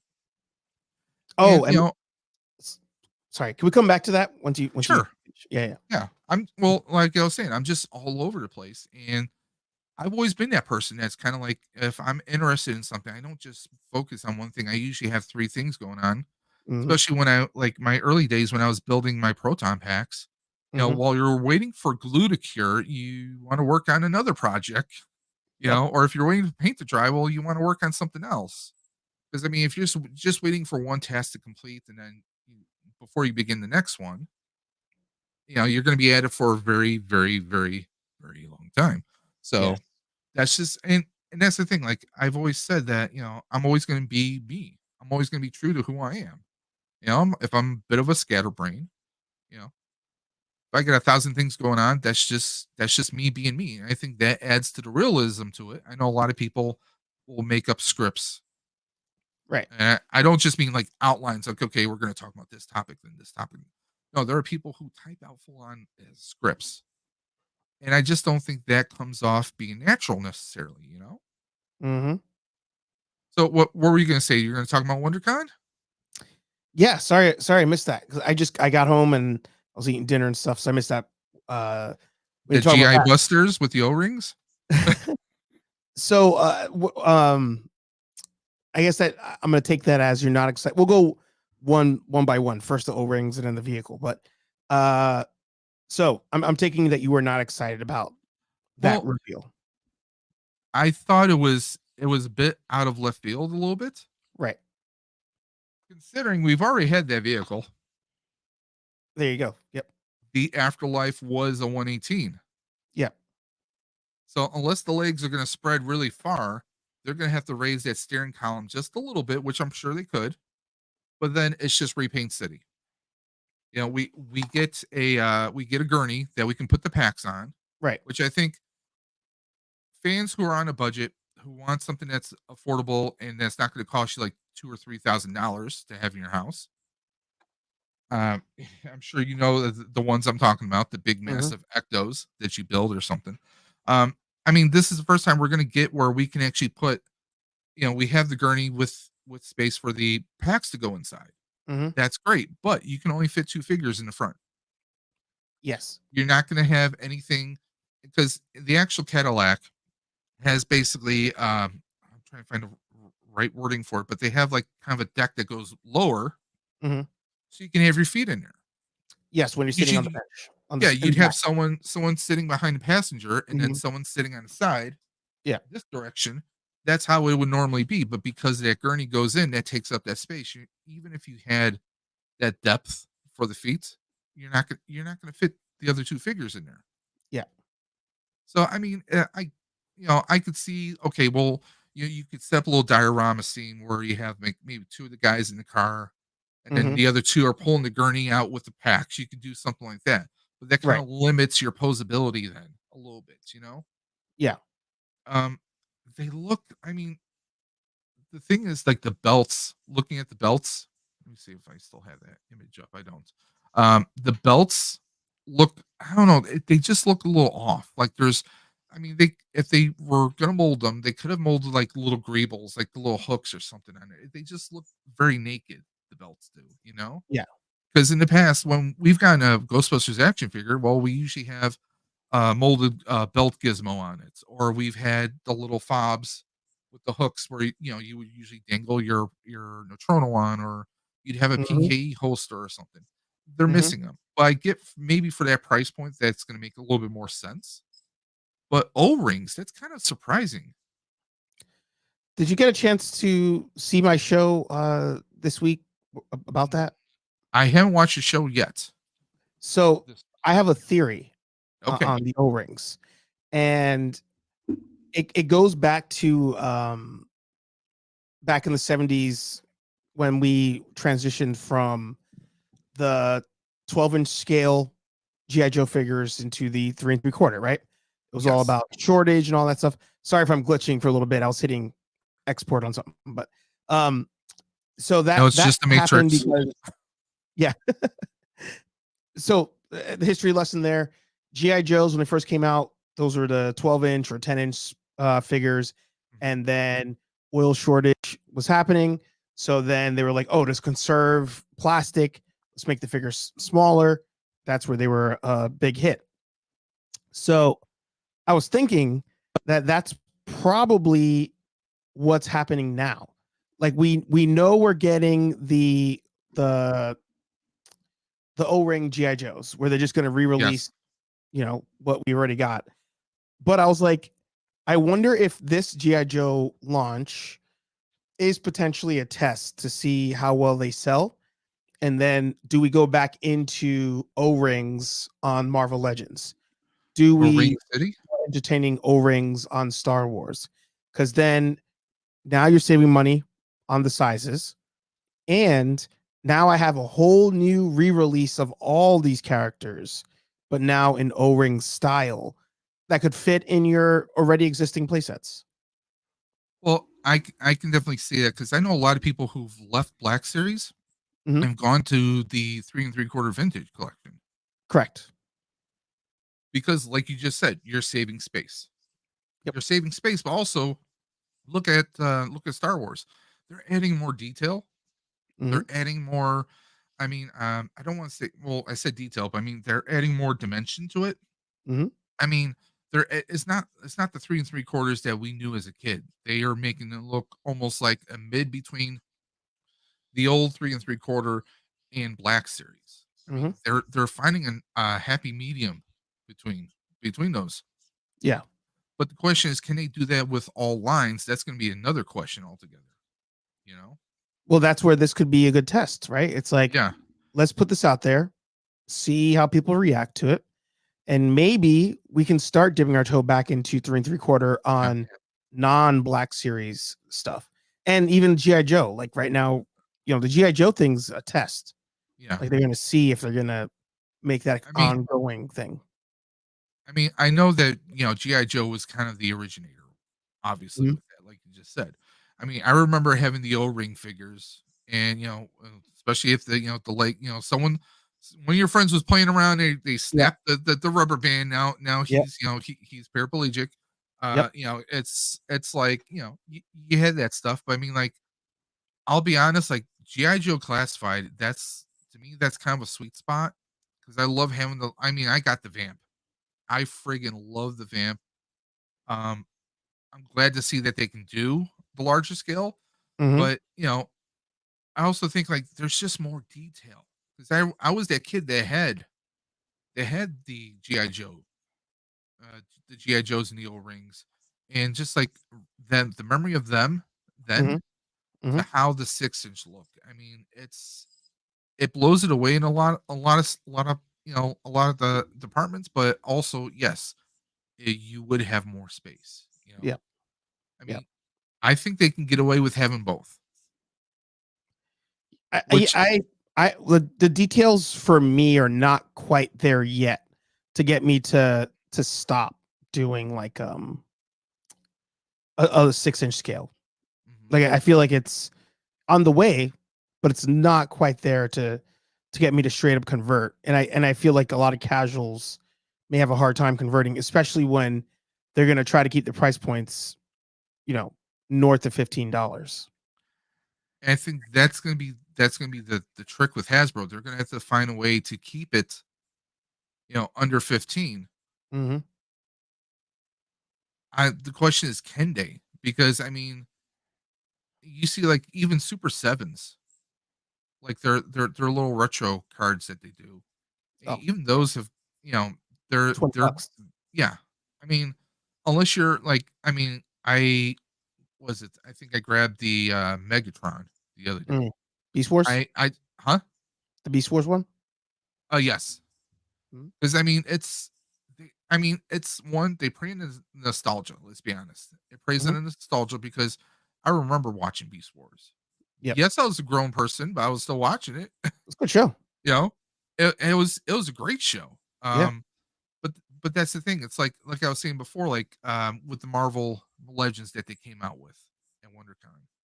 Unless you're an OG comic book fan that remembers that, or someone who loves uh, that art style, or Yeah. unless you read those comics, are you really going to be jumping on those? I think it's more of a niche look, unless it's going to be those who are in the 40s and 50s or even 60s who remember reading those books, who remember those characters, and they're going to want them. I think eventually we're going to see a lot of these figures at your Ross and Ollie's, all your Mm-hmm. clearance type stores, about maybe 8 to 7, maybe 8 to 10 months from now. I think, and that might be a bit of a hot take, but I mean, you hear people talking about a niche, the older art style. You can't tell me that it's not a niche, though. That Right. to me is a niche in itself. So, um, Um, I like Geek Strong's idea there. If they end up doing that, you'll see as you go up a little bit more. yeah. Would be awesome for a world building, firehouse, etc. Yeah, So like that would have got me. Like if they were like, hey, this is what we're dropping, and by the way, this or is really re-releasing the firehouse.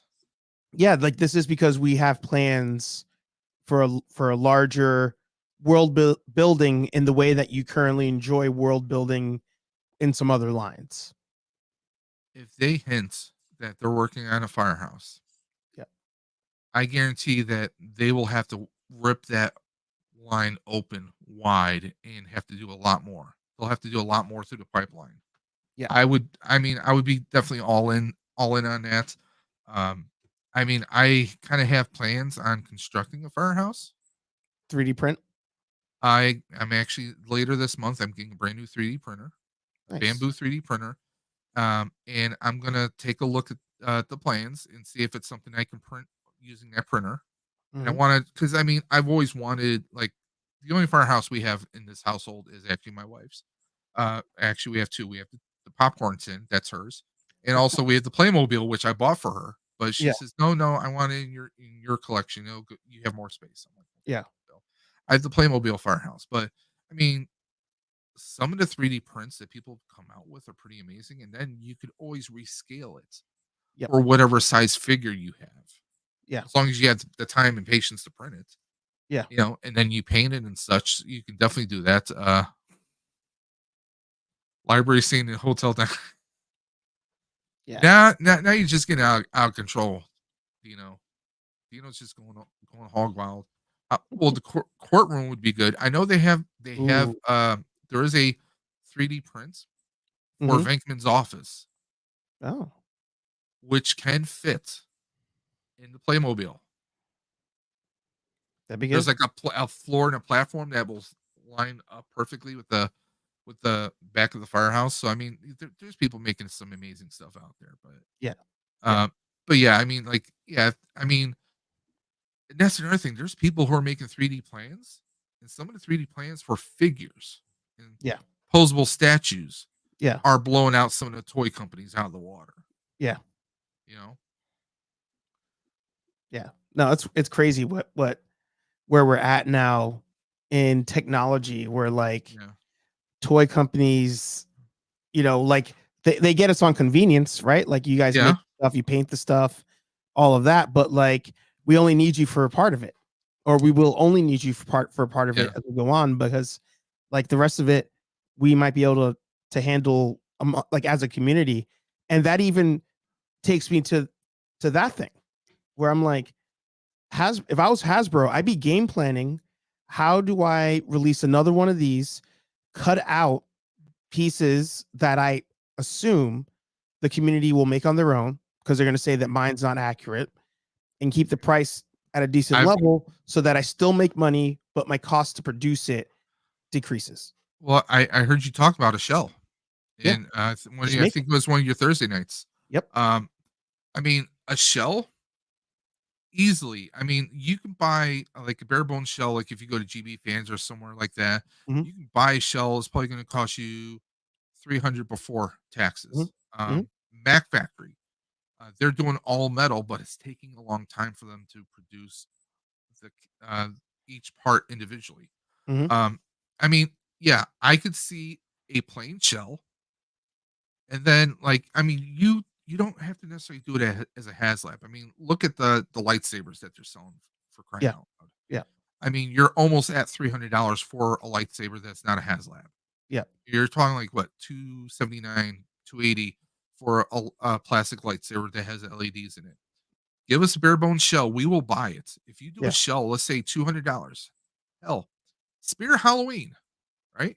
Spirit Halloween, their packs are what, 250? 279. Okay, 279. Okay. So let's say, okay, Spirit Halloween, get crafty. You can upsell, you can outsell anything Hasbro's gonna do. You just make it so that the parts are interchangeable. Yeah. Or maybe they slot out. But I've known so many people that will buy a Spirit Halloween. You Oh, I'm a have. liar. You were right. I've I'm a liar. It's 249. 249. Okay. I know what I'm talking about. Yeah. I don't have No, my but I don't have my magic sauce. I only have water and orange juice today. I mean, it took me a couple tries. It took me like I think on my second or third pack, I learned that, oh, wait a minute, these pieces unscrew. Yeah, yeah, yeah. Yeah. I learned that the hard way. But yeah, you can take a Dremel, like technically the Afterlife, or not the Afterlife, but the Frozen Empire pack. Now you know how you have those two poles that stick out right above the cyclotron Mhm. on the one side. Well, technically, one of those is no longer there on the upgraded packs, Oh. because you had that second post where you'd have that black hose connect onto the brass piece. That's not there anymore because now it's an all black elbow piece that goes right on the clip art base. Mm. So I mean, yeah, you can. I mean, a person can buy. Let's say you find. What if you find someone? Oh, I have a damaged spirit pack. It's cracked in parts. I'm selling it on Ghostbusters Marketplace, which is the thing on Facebook actually. Mhm.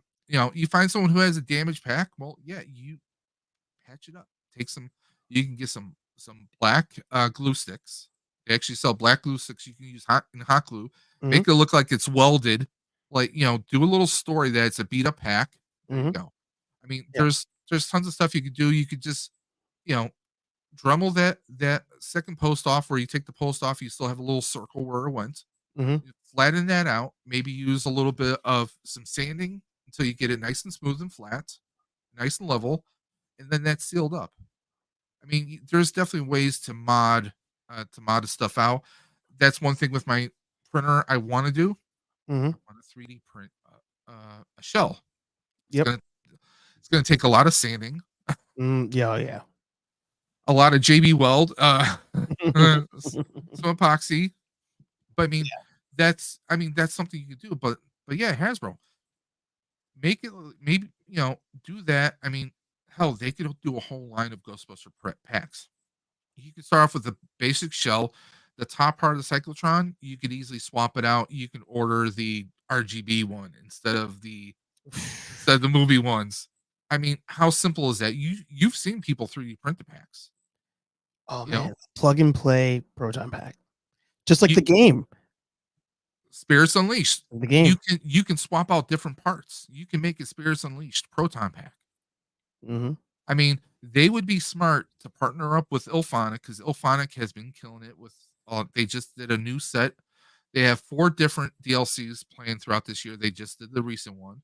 All you had to do is go to a Twitch stream, watch somebody for like 1 hour a piece, and it unlocked 3 extra skins. Yeah. They're going to be doing Slimer later this fall. They have another one for this summer. They have Garaka as a big bad that you can fight. Hmm. You can also replay going against Sam Hain right now. I mean, there's so much they can do in there. I mean, I'm starting all over. I was playing it on PS5. Now I'm playing it on PC. I tend to do shooters better on PC. That's just me. But yeah, I mean, that would be a perfect thing. Like, make it so that, like, okay, maybe there's you have 2 screws you remove. And by the way, anybody out there who hasn't modded their HasLab, buy replacement screws. Yeah. Have you come across that? No, but Anthony in his last mod video, Yeah, he purchased screws that he replaced. that's the first thing I like. Even before you buy any parts, take a Yeah. couple of screws out, go to your hardware store, find matching screws. There you go. Yeah. You want to buy a whole bunch for you and your friends. Yeah. Yeah. Because those screws, the heads, they almost feel like they're printed plastic, practically. I mean, I think Spear Halloween has better quality of screw than Hasbro does, which is sad. But I mean, yeah, I mean, What's cheap on there is the reverse, the part the screw goes into. Because yeah. I'm always destroying those posts that the screws go into. I'll be honest. Like, if I know it's the last time I'm going to be taking something apart, Hmm. like, I'll hit it with some. I'll put like a little bit of epoxy, you know, or I've actually reinforced some parts with hot glue sometimes on the inside of Yeah. spirit packs. I've done that a lot. I love that they have. I didn't even know this was a thing until like my last spirit pack. Black glue, black glue sticks for hot glue because you can do fake welds Oh, that's what you were just saying on your before. Yeah. pack. Yeah. Yeah. I mean, that was always a game changer for me. Plus, Yeah. if anything spills over, it just looks like, part of the pack is just kind of like it's been patched up way too many times. Hmm. So I mean, that's the thing. But yeah, like you said, if you made a modular pack, Yeah. Yeah. it doesn't have to be a HasLab. Hasbro, I mean, we love the HasLabs you're coming out with. I can't wait for this fall. Uh, Personally, I'm hoping it comes before October 15th. That's just me. 'Cause that'd be my birthday. So I mean, that's what I'm looking forward to is the trap, and the fact that the trap comes out, the cartridge comes out of the frame. Yeah. Yeah. I mean, you go on Etsy, you're probably spending $500-$600 for all the electronics, the Yeah. parts, and everything, and then you Yeah. have to paint it. Yeah. So the fact that they're doing that, and then the PKE, it's going to be movie accurate, and you're going to also be able to use it as you're not going to be able to actually find ghosts with it, but it does have an EMF Yeah. detector, which I think is going to be cool. You're not going to be, using it as a stud finder, but it's a nice little fun add-on that they have in there. Hmm. I mean, it's you don't have to do HasLabs, but yeah, definitely if they made modular ones, modular components like the gearbox, or swapping out the cyclotron, or changing out the power cell. I mean, or better yet, they just re-released Extreme Ghostbusters on DVD. I know there's some people who've made the 3D printed pack. That thing is just, I mean, that's like a bridge between Ghostbusters and Answer the Calls pack. And Hmm. not for nothing, I still think Answer the Calls pack it's probably one of my favorite packs. Yeah. Because it looks like it was really patched together. Yeah. Speaking of patched together, Hey. hey Senor, Dre, What up? what's going like, are on? you gonna say something? I don't know. Maybe. I just kind of felt like I was watching the stream and I felt like I see 2 of my brothers. I felt like I should just pop in. There you go. And I love Toy Talk. So I love hearing all the stuff that, out of the 4 out of, 4 of us in the group have kind of opted into Go Ghostbusters. Me with a Common Rider, you 2 with the traditional, and Colin going very, different but still traditional. I think the 4 of us make an awesome Well, little Ghostbuster I'm group. I mean, I wasn't traditional to begin with. I built a friggin' Back to the Future proton pack. I mean, you can't get any more psychotic than that. And that's one of the reasons True. why I wanna that's why I'm getting the 3D printers. I want to rebuild the Back to the Future pack even better and make it 1-to-1 scale this time and not 80% scale, because I was 480 at the time. Wow. That pack looked pretty small on me. Yeah. An 80% scale pack, yeah, it looked pretty small. But I did like what you guys were talking about when it came to the O-rings, because I've just seeing that whole. It's from and Archer. I love how your approach is, where you're like from the business side of it, a whole new array of reissues, which is Latin for Hasbro. Hasbro's just Latin for that. Yeah. And and with McFarlane doing a lot of their production and creation, I could see that O-rings even going into like the page punchers Yeah. or all those, and you'd be able to see a whole wave of just Yeah. figures re-released. And yeah, that's cool from a marketing standpoint. You can get all those new collectors, and the collectors that were like, oh, I want a world build. I mean, Mhm. an Avengers headquarters, a Justice League, Hall of Justice, the ghost, having the firehouse. I Mhm. mean, though that's just the tip of the iceberg when you think about it, when you go back to 3 3/4. But for me, that's the scale I don't collect. So that Yeah. completely alienates someone like me. But a guy that collects like Hiya toys, like EC or like, Steven Fig Picks and several other guys I know, that's a whole. You can do some great fig photography. You can do some great stuff with that. Again, I don't see it. The niche passes me, but I do see the appeal for collectors like yourself and Dave, and like getting that back. And I Well, do love the idea of the plug and play proton pack. Y'all should oh yeah. market that. That should be like something we should like totally have you guys you know copyright and make, because I think that'd be freaking dope, I because mean, that would be awesome. let's just preface this right here. Um, June 8th, New York City. Archer, are you coming? Oh yeah. You're okay. Guess who's supposed to be popping up down there? Hasbro. Yes. So maybe we what's her name? Emily or whatever her name is. We'll Mhm. we'll we'll find her. We're like, hey, we like to have a little talk here. We got a little idea here. Dude, You you guys better might already be throwing this around. put a camera in that girl's face and flame her. You definitely light her ass up. I don't. Go after her. She's one of the few that I would not flame. No, I she I'll say this. I wouldn't like say, hey, you need to listen to us. No, I'd be like, I'm sure you get this all the time, but we think we have a pretty cool idea, which is at least hear us out. That's how I would present it. Because I mean, she's one of the people, and I'm not just saying this because she's pretty well known with Hasbro now. But I mean, she's one of the people that you see, she gets enthusiastic about GI Joe, about Power Rangers, because I think she first emerged through the GI Joe camp. Am I right? I could be think so. wrong, but I mean, like she's enthused about it all, and I know a few people who went to the premiere of the movie, and she and her crew from Hasbro were just like they were literal fans from what I was told. Yeah. Super nice. So I mean, personally, I'm probably going to be busy filming most of the time there, since it is an event run by the Buffalo Ghostbusters on June 8th, and there's a lot of surprises I don't even know about. So I'm probably going to be stationed somewhere, because last year we was like 300 people at least. Wow. It was pretty packed, and I think this year being the 40th is going to be even more nuts.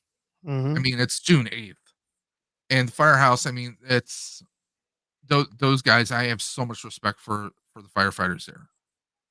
I mean, they, one, they, it's their job to save everybody's lives, and two, they got to put up with all of us nerds year round. Year round.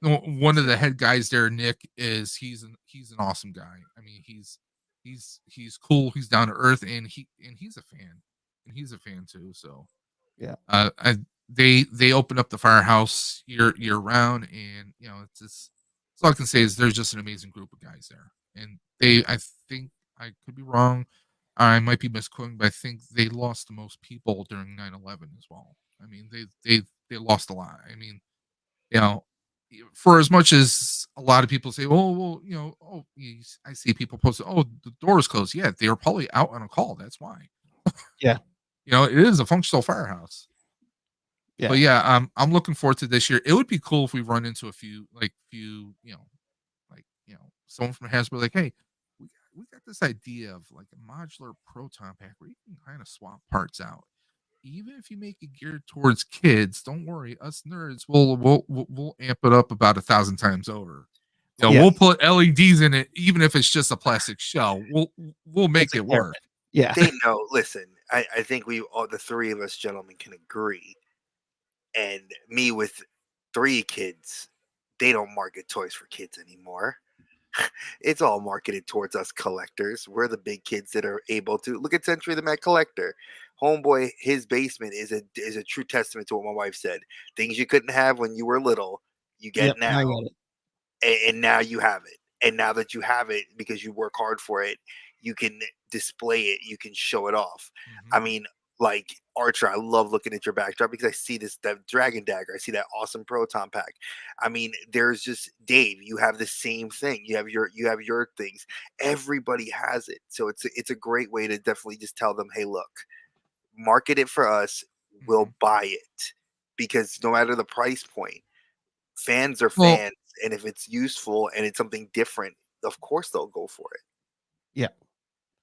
But hey, I gotta Yep. run. Good talking to you guys. I'm As still gonna be always. listening, but I have to jet. So Yeah, yeah, the missus is summoning you, I sense. your spider senses are good. Thank you for popping on, Archer. We'll catch you. And anyone watching right now, don't forget there's Thursday 8:15 ish Eastern. Ish. Check it out. See you guys. Later, Take brother. care. But yeah, a modular pack. I mean, the Ghostbusters, when they said they were doing a Ghostbusters HasLab for the pack, people are like, people are like, is it gonna sell? Of course it's gonna friggin' sell. Maddie Collector. Hold on. Mrs. Dimension is messaging me.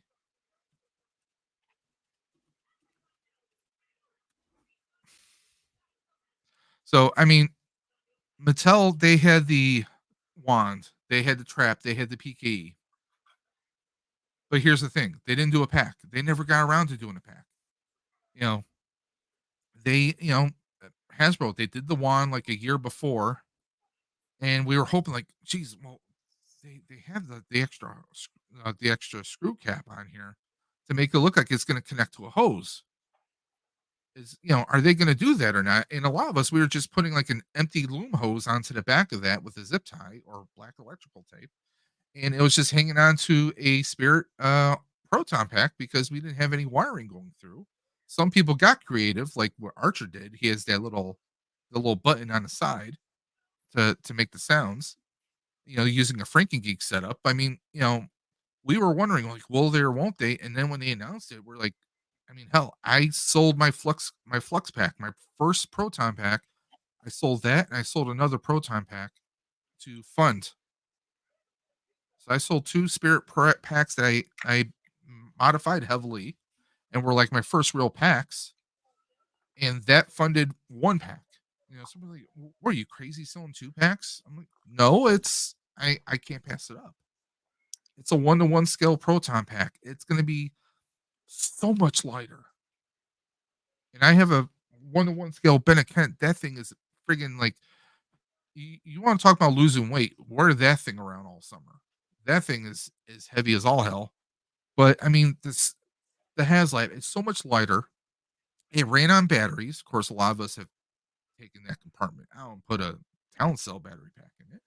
But I mean, it's, they made it, and they made it in mind with fans, that they knew, oh, we're going to put an extra switch under the gearbox because we know fans will wire other components into there so you can turn it on and off from the outside.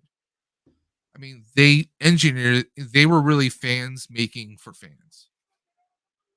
And I think that was probably the first time Hasbro really had that. Excluding classified series, let's just say. You know? But man, if they did that, if they made a Spirits Unleashed proton pack that was modular, where you could slide out components and everything was plug and play, it would be over. It It would would be be over. it would definitely be a game changer. I think it would actually do a lot of what you're saying, which would be opening up that market and creativity I mean, to not there's to, to it would everyone, because it would including be a someone like myself. cosplayer's dream because like even for you, that would be a dream for you because um I don't know if you haven't played Spirits Unleashed, have you? I Or did. I've seen you have? Okay. Hmm. There's some wands where you have a big massive barrel, some where you have the you have a hand grip on the side, right? Hmm. There's some, and the one I really like is there's a mod on there where you can actually swap out the center box, gear box, or the gun box and the wand, and it has a PKE that works. So you don't really have to switch to your Yeah, PKE. it looked You like can it, just use it looked like the aliens, like the gun yeah, from Aliens, where it had yeah. like the I the mean, radar, which was there's like, it looks dope. there's stuff that will help you cool down quicker, or there's tons of different components where you can just swap out. I mean, yeah, you make it so that we have a base, but the base also allows you to swap out different components. I mean, if they made something like that and they sold that as a base, and then they sold the difference, they could do limited runs on the other components as a test. And if they sell out, then they keep doing additional runs. You know? Well, you also know, like, companies like Spirit would definitely jump in on that, and they would do like, "Hey, get this exclusive piece you could only get at Halloween time, from from late September till November, for the first week in November," I mean, and then you'd have like, oh, all these, you'd have a it lot could of be exclusivity. You'd it have could be S- well, you could do Halloween. You can do, I mean, you can do the month of Halloween. You could do June because of Ghostbusters Day. Or anytime a Ghostbusters movie came out. Oh, we'll do one in November. We'll do one in this month or this month. Well, You know, they get Comic Cons. Like, think of yeah, how conventions they did exclusive Funko Pops. They could make like, hey, get this exclusive part. It has that would yeah. make it where you would worthwhile to An go to the booth. SD, an You know, SDCC exclusive, and an yeah, NYCC exclusive. yeah. That Emerald City, get it this would green, rip it. get this It green would, thing. it would, it definitely would be a game changer. I mean, I know a lot of people want that hand cannon. Yeah, that was dope. But here's the thing. People already made it. There's people on Etsy. There's people on Instagram. The Scolari brothers have already uploaded the plans at no cost. They uploaded plans, but they're also going to sell it assembled.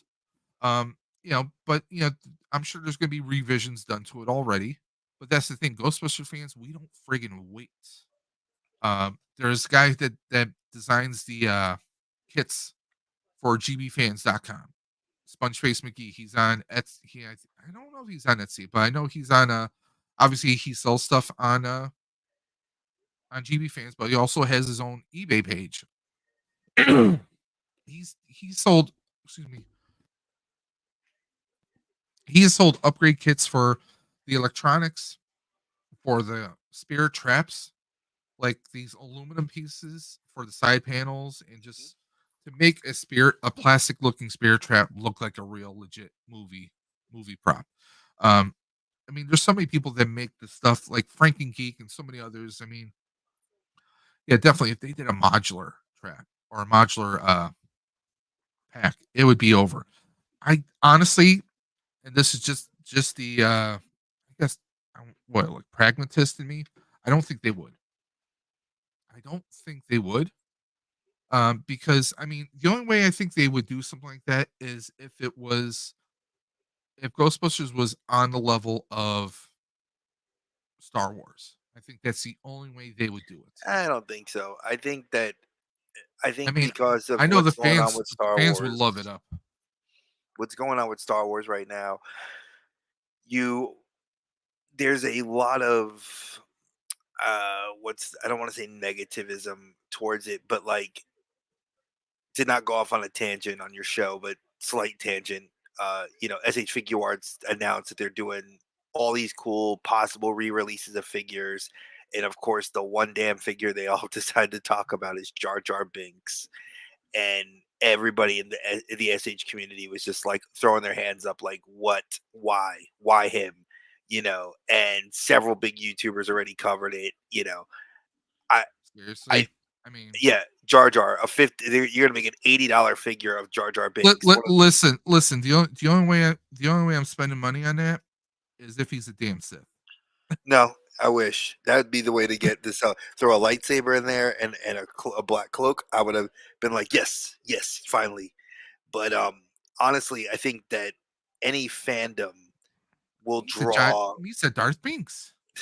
I think any fandom would draw that level. I think Ghostbusters has proven to be the most one of if not one of the most successful behind Transformers and GI Joe Classifieds when it comes to their HasLab projects. So, I mean, who thought in a million years you'd have a Ghostbusters HasLab? who I thought you were mean, gonna get how many Transformer HasLabs? And even if they're crap, everything's been look, I loved Unicron, great HasLab, it's wouldn't so buy it. niche though. That's the thing Exact with me. It was like you needed to have every movie piece to go with him.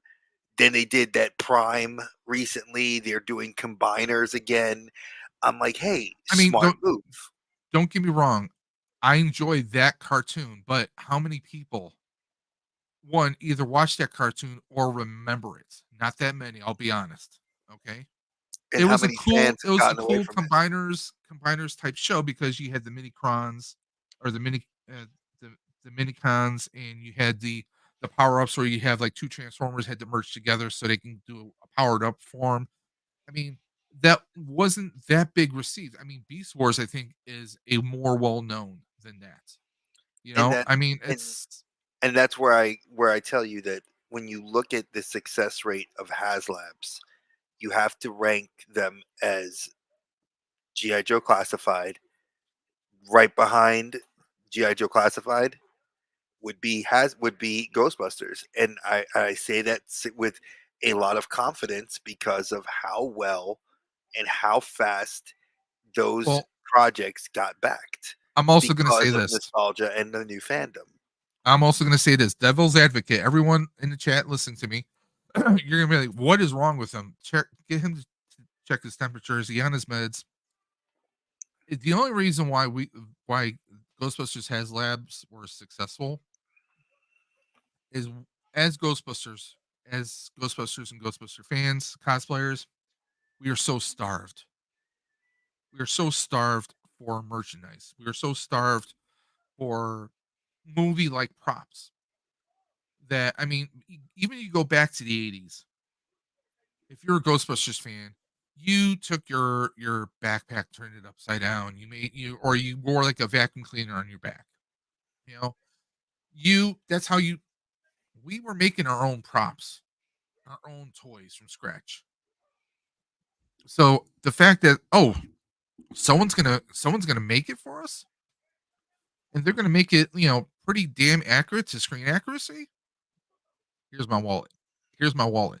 I Yeah, mean, because Mattel did it in like the early 2000s to I think 2000 to 2000 teens, because they did an offering. We know, oh wow, this is possible. Uh, there you go, Archer's. David has never been so right. It's a lack of product. It is.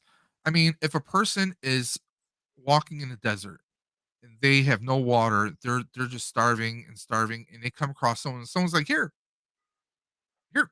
drink this. You're not going to ask what it is. You're just going to drink it because it's the first thing you've had in so long. what, you're It's gonna have a being gallon of motor oil in your belly? who knows. Quantum of It solace. it hey it could be anything. Could have been like potato gin. We don't know. I mean, if you're starved, you're hungry enough, you'll take just about anything. I mean, hell, Spirit Halloween came up with that proton pack, and we were all like, hell yes, let me buy them. and we were buying them and buying them and buying them because you know what? We didn't care. It was 80%. It was as close as we could get, right? It Mhm. was as close as we can get because on a budget, those 80% packs were like 80, maybe 80 or $90, right? Unless you want to spend, maybe five, six, maybe even $700 for and then I'm not putting them down. Bennett Kent's makes an amazing set, but you have to assemble it yourself. It's about five or six, maybe about $600 or $700, depending on the different level of sets, right? But you have yourself the outside to make a proton pack. But if you don't have $600 or $700 laying around, what are you going to do?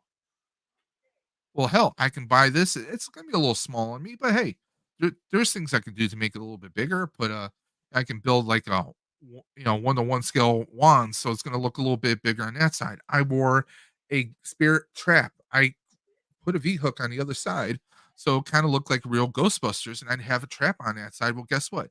It kind of filled things out a little bit, so it didn't look too small on me. You know, we made do with what we could.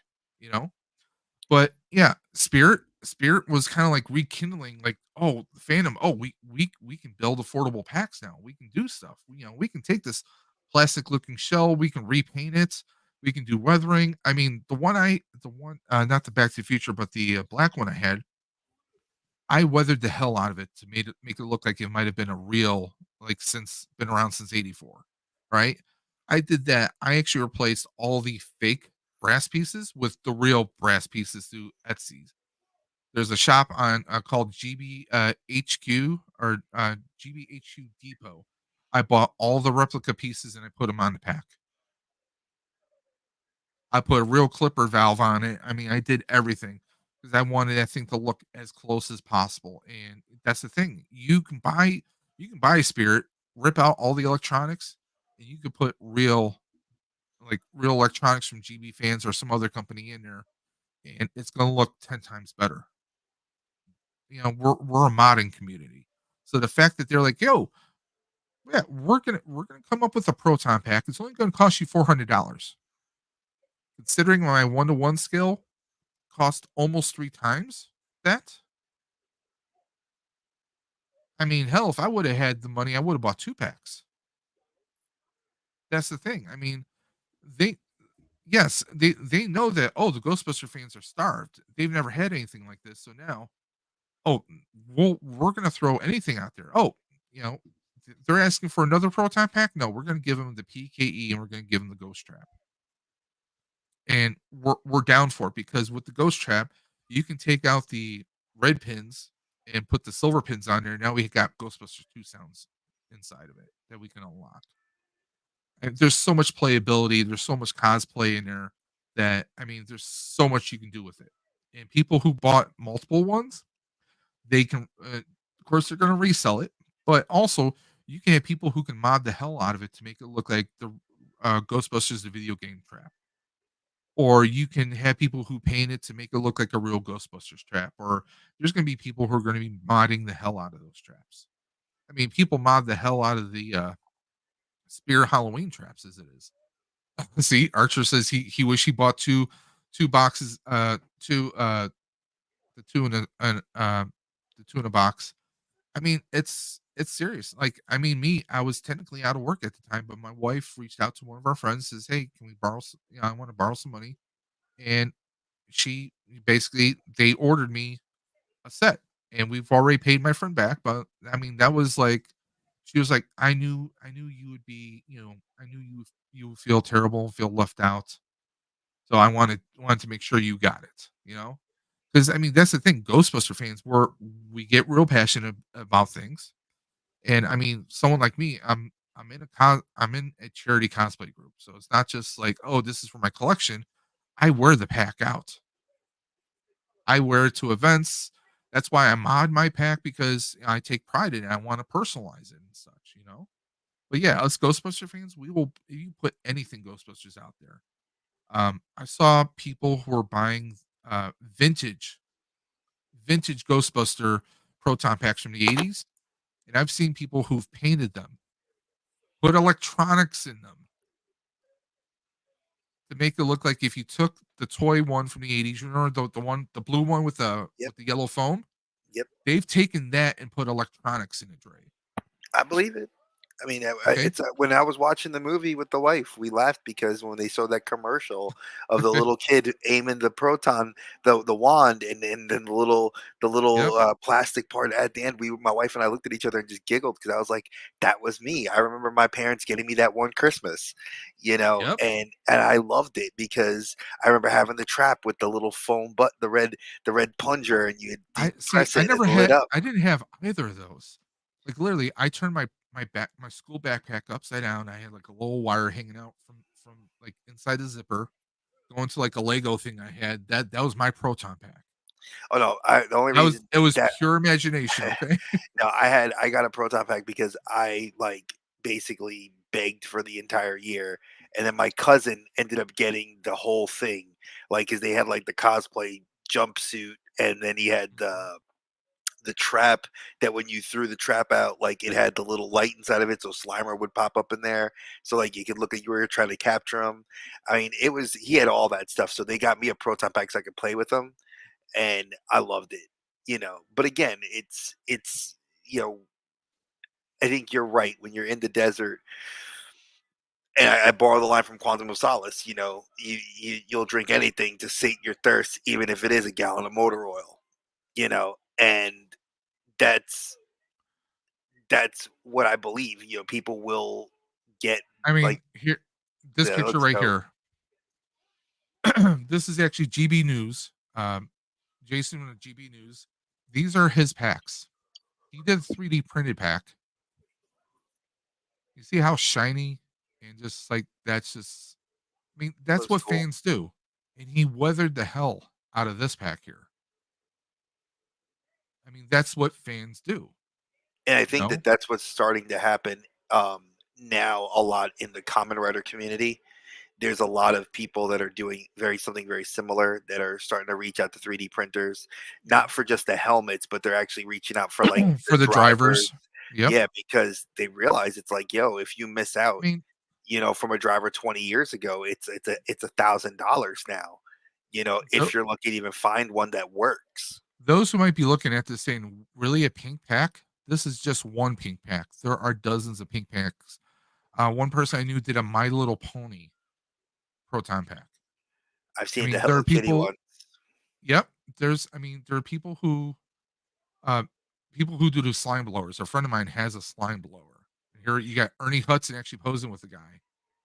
Actually, we're taking a picture with him at GalaxyCon this year. Yes, keep rubbing it in, man. Just No, no, not rubbing it in, man. rubbing it in. I'm excited. I'm gonna see if I can get you an autograph. Homemade cardboard. You got to respect it because look at the detail. I mean, everything That's here. Listen. You got. We I got li- nothing but respect. listen. We always can talk about people doing things on a budget. Especially nowadays. Oh yes. Like if I could find that wand, the new wand, I'd love to get it. I've been unable to. I've checked a couple different targets, but I haven't seen it. This is someone who made a homemade Extreme Ghostbusters pack.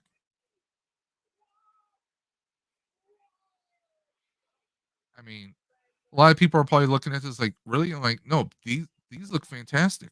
If you watch the cartoon, I mean, it's you give a person this is someone's just their own imagination of a pack. Think of Fallout. You know how many times people did a Pit Boy before what was it, Bethesda actually released an official Pit Boy that was part of Mhm. a game release, and then they now made an official Pit Boy that has a working LCD screen. I mean, you got to realize that fandoms will do what fandoms will do, and they will create because they want to and they need to. There you go, Dre. Yeah, that's childhood right there, bro. But I've seen people cut into this and make this light up, and it's just mind blowing when they do that. That's way It's more just like creativity. That's way more creative than I would be. I don't have that level of creativity. it's it's something. I mean, it's No, beyond. it's something to be respected. I will tell you that it is definitely something to be respected. That there are people that are very dedicated, like our own boy Rex. Millennium. Yeah. He does some great stuff, and I mean, you got to look at guys like Archer, Dave. I mean, if anything, Dave has been a source of inspiration to me on doing this cosplay, which will hopefully be ready. I'm praying if I can get this freaking driver ready by RaleighCon, by GalaxyCon, and I'm gonna make it summer. I'm sorry, I know it's not gonna look traditional, but I'm not I mean, wearing a full jumpsuit in freaking 150-degree weather I outside. I took my HasLab stain and I painted it silver. I'm still planning to do more modding to it because it was just kind of like a like dark gray, blackish looking piece of plastic, and I painted it with just regular Rust-Oleum 2 times spray. Made it look nice and shiny. I mean, I tell people, I mean, if I could do something like that, anybody can. You could probably do it about 10 times better. Mm, it's very true. Or here you guys go. When I made my wife an RGB pack, but she only wore it like 2 or 3 times. This is a spare pack that I just heavily painted. And I put Frank and Geek Electronics in it. This is all spray paint and hand painted parts. That was dope, man. Because, like I tell people, your only limitations is your imagination. It's your only Sky's the limitations. limit, or like Chris Rock said, the limit's the sky. Was that before or after he got hit? I think it was after he got hit because he was definitely feeling something.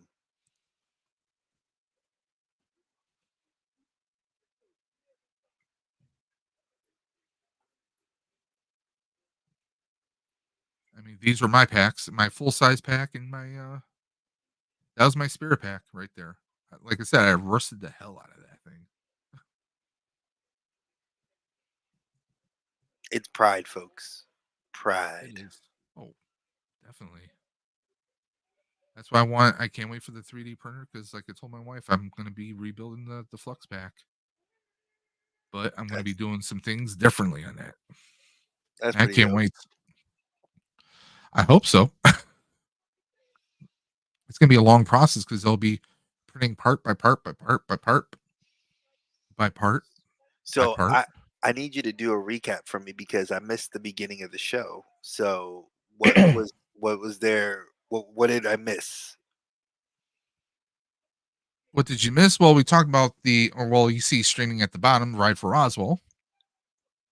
Me just kind of explaining that, what it means, just that, it affects everybody.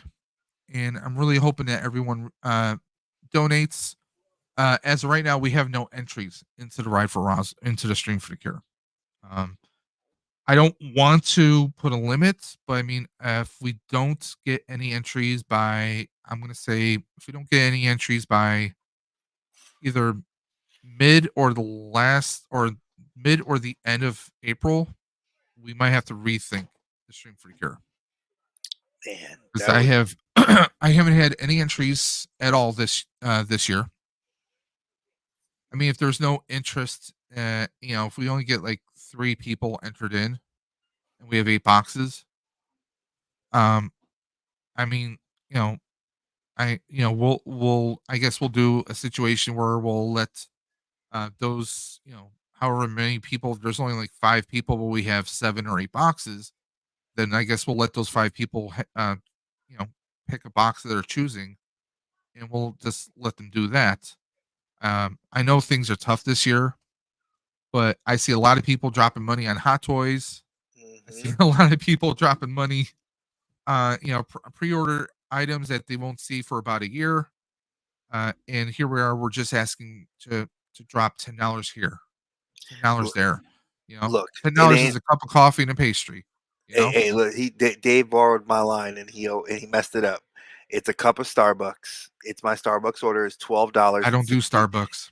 I know, but my order is $12.63. And if you guys can take a $10 That's a trip to McDonald's. That's a Dunkin' Donuts run. You're That's lucky if that's a trip to McDonald's. What are you talking about, well, no, son? I'm saying for one person, bro. It's a $10 is about the Yeah, average for it. again, you're lucky if that's one person. But folks, this is an important thing. You know, this is not something that Dave, myself, everybody's been hit by this illness, in some way, shape, or form, and you know, to reach in the coffers. There are some really good prizes. Like I said, I actually recently reached out to for those people who know Walter Hagen, he came through for Mythic Legions, and when I told him about this, he, jumped at the opportunity.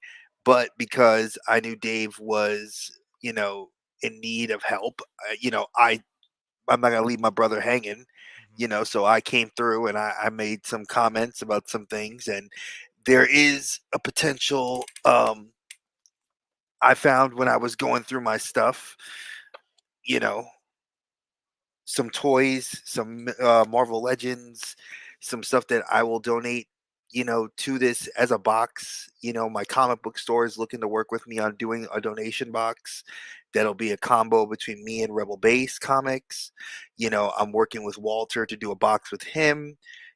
So you guys can see that there is an interest in doing this just because, a lot of us get busy, bogged down, buying whatever, you know, I'm gonna if Dave doesn't mind, I'm gonna just jump on my soapbox for 2 seconds. I just got hit 3 weeks ago with some major health news that has changed my whole life perspective, and it has put me to take a lot of pause in a good way. And when I made the realization that I want to donate, I donated today at the grocery store. It was I usually never when they tell me round up, I said let's round up today. And I'm going to do it all the time, and why? Because you don't have a lot of time. And if you get the time with the people that you have, enjoy it. Yeah, it's $10, but guess what? These prize boxes that Dave and I are working on, the lowest price cost is 50 freaking dollars. Yes, sir. 50. 50. Now, Walter Hagen, he's looking to get me to get a box that's going to have a figure signed by everybody at Four Horsemen Studios. I can name at least Signed figures, guys. a signed figure, one figure signed by everybody. Do you realize that for the Mythic Legions fans that we know, how amazing that is? Putting together a comic box that I'm doing, working with Dave, curating, this is something for the fans. This is something for you guys. Again, that box is going to be a minimum $50. Yes, sir. $50. You know, this is important. And again, if you don't have it, that's fine. Do the one thing you can do. Share it. Share it on your social media. Reach out to Dave and ask him. It's all in the video description below, the link to donates. And like I said, you can share that. And Rolando and Dre, a lot of people are actually friends with me on Facebook. You Mhm. can reach out to me there, and you can even Rolando this morning shared one of my posts about donating for Rifle Roswell, and it's because like I tell people, it's every dollar, every dime. My wife collects on average, usually about every year or so. She personally usually raises at least $2,000, if not more. A lot of that actually comes from loose change. She bowls every Thursday at her local bowling alley. She goes around and she'll ask people for any loose change, and they know she's got a little Rifle Roswell piggy bank. And she goes around and they always give her loose change. Sometimes they drop dollar bills in it. You'd be amazed, a few bucks here or there, it can make a world of difference. I think she's probably from that alone, she's got several hundred just from that alone. And maybe you have like a 30-week bowling league, you get 50 cents, a dollar here, a dollar there, or maybe you have a thing It adds up like real quick. or you say, hey, um, this is gonna be right for Ros, we're gonna do fundraising for cancer. Every time, your last, let's say your 10th pin, you call your shot. If you miss your shot, that's 50 cents or a buck or whatever into the kitty, into the piggy bank, right? You can do like little games like that, but you're not gonna feel bad because you're helping out cancer, you know? So I mean, there's little things that you can do. some people put posters. Like, I live in an apartment building. I'm thinking about putting a poster by our mailbox. So if anyone's interested, they can just go to like a QR code or look up our name, and they can go to rideforroswell.org and donate, and just look up our first and last name there and then donate that way. I mean, there's a lot of things, and like I said, I'm not handling any money. You go directly to the website, you donate $10 if you want to donate more, you know, bless you guys, you know. I'm sorry, I'm But not laughing at Dave talking. I'm just laughing because we don't like to handle money because you never know. I mean, a Christmas tree at the mall doesn't get bought anything. yeah, and plus, Hot in, take. in all honesty, I mean, personally, I've seen people do fundraisers online, on in the YouTube community, but we never hear the results. That's why whenever I've done streams, I've done fundraisers, I give as much information as I can.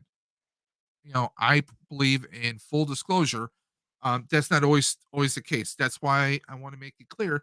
You're going directly to Roswell's website. You're donating directly to them. Nothing passes through me. Okay, because sadly there are people that are just in for selling their merch or into promoting themselves for this thing. I'm not promoting myself. I'm promoting the Ride for Roswell.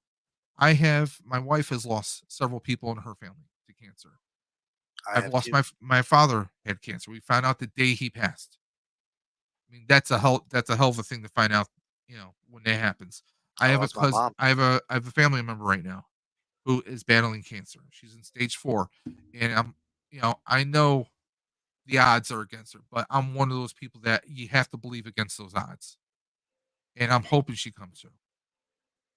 It's something that, I mean, yeah, is it a little bit more? Does it feel a little bit more personal this year? Yes, because this is someone I've known practically my entire life.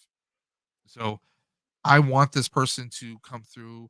I saw a picture of them posted at Easter. They looked fantastic. This person was also raving about Roswell on how welcoming they make you feel. They don't make you feel like you're stuck in a hospital. They make you feel like people are there to help you.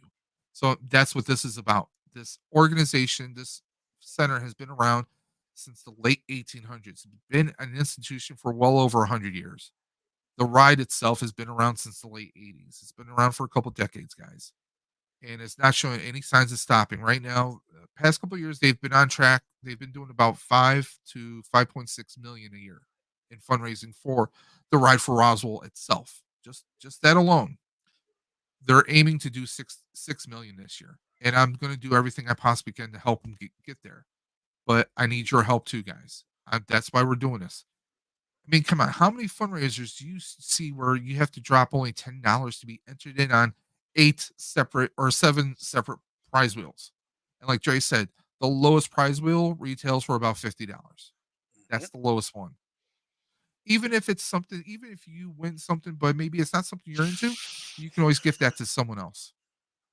Okay. We're all about that. It's We've seen that happen on the fundraiser that Colin sponsored that we did with him, and people were actually, I don't want the gift box, but you can give it to this person, and we Yeah. sent it off like that, and that to me means a lot to not just the community, but it shows Yeah. that you can do something more to help somebody that's less fortunate, because there are collectors out there that are struggling right now that don't have the ability to go out and buy stuff. We've all been there. We've all been there. I mean, I talked about this earlier. It's about helping Roswell Park developing new cancer treatments, new developments, new vaccines, new medicines, new ways of testing to get to the point where cancer isn't an issue anymore.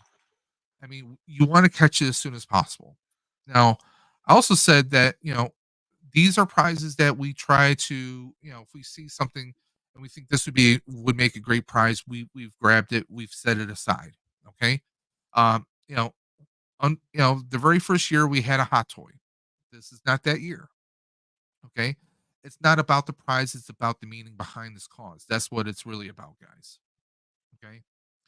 So, respectfully, if you're looking for something like that, like a hot toy, I'm sorry, that's not something that we can do. This is something that, you know, Ray spends time buying items. I've spent time buying items. other people. Our mystery bee box, which you guys will definitely be psyched for.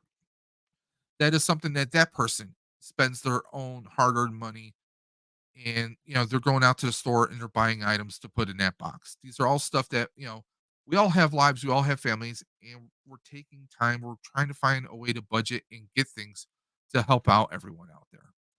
But it's the Ride for Roswell itself. It's about fighting cancer. It's about helping people fight cancer. And you know, this, it. I'll be perfectly honest. Me saying that if we don't get any entries, that we'll have to cancel the stream. That's not something I want to do.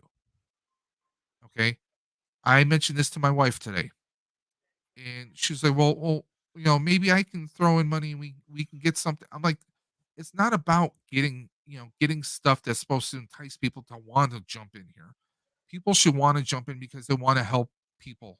They want to help people fight cancer. They want to help people find a cure.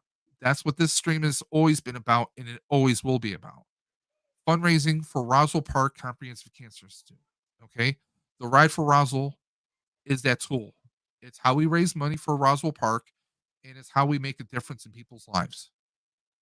There are so many people, so many more people are fighting cancer and beating it. Not everyone does, but hopefully, with everyone's help, one day we'll get to that point. At least that's my hope. I'm sure, people are going to say that there's always going to be cancer, but let's do whatever we can to knock out the majority of cancers out there.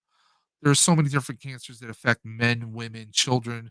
No matter how strong you are or your state of health, you could have someone who could be Mr. Olympia, and that person might not make it through cancer, but then you might have a toddler that somehow finds the strength through treatments and beats it. That's the big difference, guys. So that's why I'm asking you guys to dig into your hearts, look into your hearts. If you can find, if you can, even if you can't do it today, if you can find $5 to set aside this week and then another $5 the next week, that's your $10, and then you can donate then. And like you guys see at the bottom of the screen, it's a $10 donation. Gets you entered in on all wheels. Your name gets entered once on all 7 wheels. Okay? That's all you have to do. You take a screenshot, you send me your name and your screen name through Instagram at Daves_dimension. Send me the screenshot with your name and you're entered. That's all you have to do. If you want to be entered twice or 3 times, every $10 you enter gets you in. So if you want to donate $30, well, that means your name is entered 3 times on each wheel. Maximizes your chances of winning, guys. Last person standing, but like I said, I want at least 10 people. I want to at least get 10 entries in to make this worthwhile. I mean, and when I say worthwhile, I'm not saying, even if we only raise $10, it's still going to be worthwhile because it's still going to make a difference. But I want to make as much of a difference as possible. Um, for anyone who's lost anyone to cancer, or even if you haven't, but maybe you've known someone, a friend, a family member who maybe they lost someone to cancer, or they know a friend who lost someone to cancer, it affects us all. Okay. You never know. The person that you donate money, you donate to Roswell, you never know. The person, they might make some miracle. They might come across some breakthrough that they share with all the other cancer research facilities across the world. So that, if you come across someone or you have a loved one who comes and finds out that they're positive with some form of cancer, that breakthrough that Roswell came through, that might be the breakthrough that helps them. You never know. I've never wished cancer on anyone, and I never will. But you just never know where a breakthrough is going to come from, guys. That $10 you donate can make the world a difference. Like I tell everybody, every nickel, every cent, every dime makes a world of difference, guys. So that's the stream. We talked about that. We talked about my numbers a little bit tonight. Congrats on 2K. Yeah, well, I like I told Archer, I can't rationalize what's happening with my numbers. Because as of tonight, just go back here. Last video, I mean, let me see, when was the last video I uploaded? Last A video I zombie uploaded hunter, was a mega demon. was back on the 25th, right? Hmm. And we broke 2,000 on, I think it was Sunday. Yeah, that's why I saw your post. Yeah. So I don't know if it's Ghostbusters content or what. But I'm a little well beyond 2,000 right now. We're sitting at 2,029. I don't know. I I I want to blame it on the Ghostbusters stuff because I've done some mods, and with Frozen Empire being I think a lot of people are just watching those videos. But whatever is happening, it's after 4 years, it's kind of crazy that I'm at that. I'm not complaining. We'll see what happens with the future because, like I said, I told Dre off camera today that I may have some potential help in the future. Hmm. Um, I don't know what's going to become of it. Had someone reach out who's interested in possible sponsorship, but we'll see. I've been down this road before, and it turned into nothing. If it turns into nothing, then it turns into nothing. You guys know I'm going to keep on going. But I also spoke to a couple other people who um, do very well with their channels, and they said they want to try to help me, not financially, but help me. Maybe find better way to structure some of the content and possibly finagle the algorithm. There are a lot of people who are insanely awesome with the algorithm. I'm not one of those people because I'm always into so many different things. But then again, you guys have heard me talk briefly that I'm getting a 3D printer. So maybe I might shift to more 3D printing content. I'm still going to be a nerd. I'm still going to, buy action figures that I really want. Although those may be the last Spideys I buy for a little while. We'll see what happens. You're not gonna pick. I'm sorry. I have to ask. You're not picking up Last Shot or Last Stand Uh, or I'm any I'm of those. I'm I mean, I looking. got them because I had to. I mean, I need them Yeah, for the collection. I've been looking at those. So Hallows Eve. I mean, well, hell, I still want Scarlet I Spider Man. He's sitting over here. I'm looking to get that Mayfix. I I already still told you. I still have my statue up there. Yeah, I know. I'm looking at my Mayfix. I might. I'm making the jump. You know. I like. I trust me. I've seen it, and I think a lot of people are starting to see the writing on the wall with the companies here in America. I mean, if you're Hasbro, if you're collecting classifieds, that's probably about the best you're going to get because Transformers is tanking, Power Rangers Well, non-existent. I spoke about the Marvel Legends that came out this weekend, I saw the and previews; they look terrible. I'm well. I already said I'm not a fan of any of it. It's just unless because I my wait, I whole lie, thing is I lie. I it's a pre-ordered one niche. of them. I It's pre-ordered a one of them. For me it's a niche.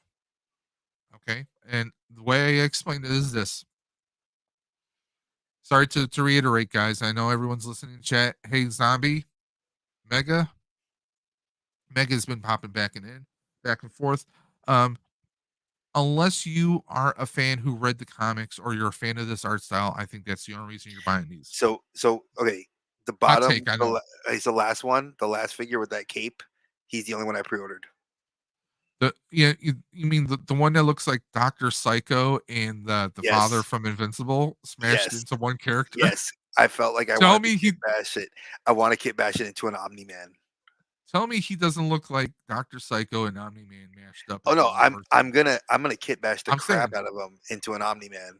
Like I pre-ordered him. I was like, okay, yeah, he's an Omni Man. But I mean, full disclosure, I don't know anything about this character, but just based on the look, I don't like how the cape is. Because sorry guys, I'm chewing a cookie. Um, With the cape coming over his shoulder, that's going to limit arm movement for that arm. Well, that thing comes off. I think it comes off, and if it doesn't, you get your little hot water bath or your blow dryer out and You know, get him out. I'm not picking any other figure up out or of I that mean, wave. He I'm looks sorry. cool. He looks Ah, cool. I just wouldn't buy him. oh, you know what? He looks like a space pirate who's going shopping. He's got he's got his He looks merce. like he looks like a pro, He's he looks like a cosplayer he looks like an yeah, anime but cosplayer we that doesn't want to know what he's doing. I mean, this looks like something like if you had a more, I don't know, more pirate, less space outlaw, like Corsair. I mean, in this satchel here, we've seen this used so many Come times on, on goblins. Zorro. Look, it looks like Zorro. Goblins, Yeah, the body style is the Yondu. and That's the this Yondu gold, one. and the gold, the semi-transparent gold chain. I mean, I don't know. It feels really. I mean, obviously, this is a 60s, 70s look, and it's that art style. So if you're a retro person, more power to you. It's not my bag, baby. Okay. But unless you're someone who read these comics or enjoys this art style and you want this figure for your collection, unless you're a completionist, unless you're someone who's into that art style, I think this is niche. Let's be honest. AKBG. If you're looking at this, hey Aaron, if you're looking at this, okay, you're not going to be getting teenagers or 20-year-olds unless they're going to be rereading those comics digitally online through an app or computer or whatnot. How else are they going to are they going to know who this is or read the stories of this character unless they're using that purely digital media? Because I can guarantee they're not going to be dropping hundreds or even thousands of dollars for the OG original hard copy books. Let's be honest. Am I wrong? Ah, no, hot Right? take. I mean, hot take on that whole thing. Like the She-Hulk looks terrible. The Iron Man Yes. suits are I all mean, if repaints. I'm going to get a She-Hulk, I want to get the older She-Hulk.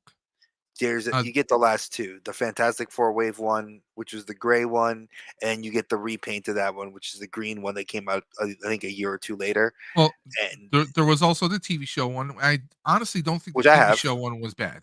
No, I bought my wife that one because she liked the show, so I have all three of those I actually She-Hulks. enjoyed the show too. Because like here, Yeah, hot take. pull it You up right like the here. show? Yeah, that's actually Okay. it was a solid. It was a I think really this good was a figure. solid figure. And this one here. Yeah, that's the I second thought this release. one was great. I Yeah, thought that this was a great was. looking figure.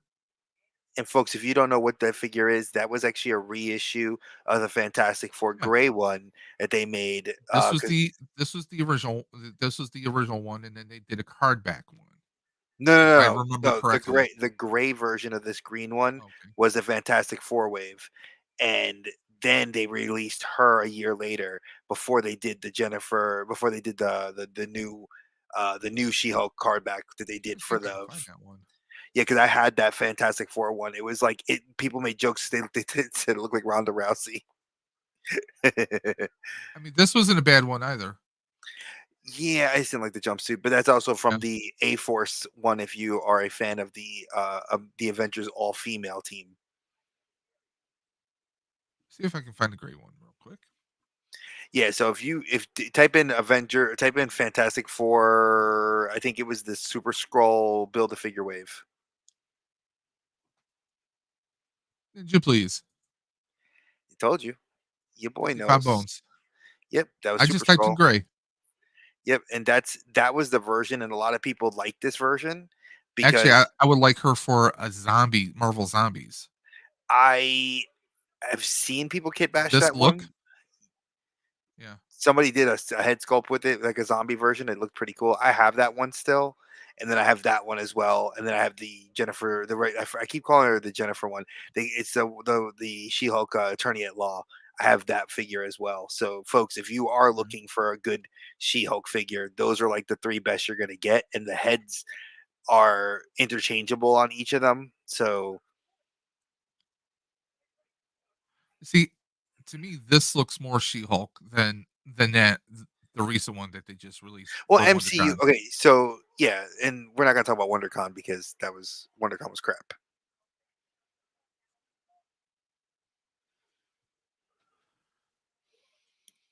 But yeah, folks, I mean, if you're looking at stuff as far as, like Marvel Legends or HasLab stuff Yeah. or GI Joe classifieds, I'm not gonna lie, Joes are killing it right now, especially if you're a fan of ninjas, because Jinx looks awesome, and I pre-ordered her, and I don't even collect classifieds.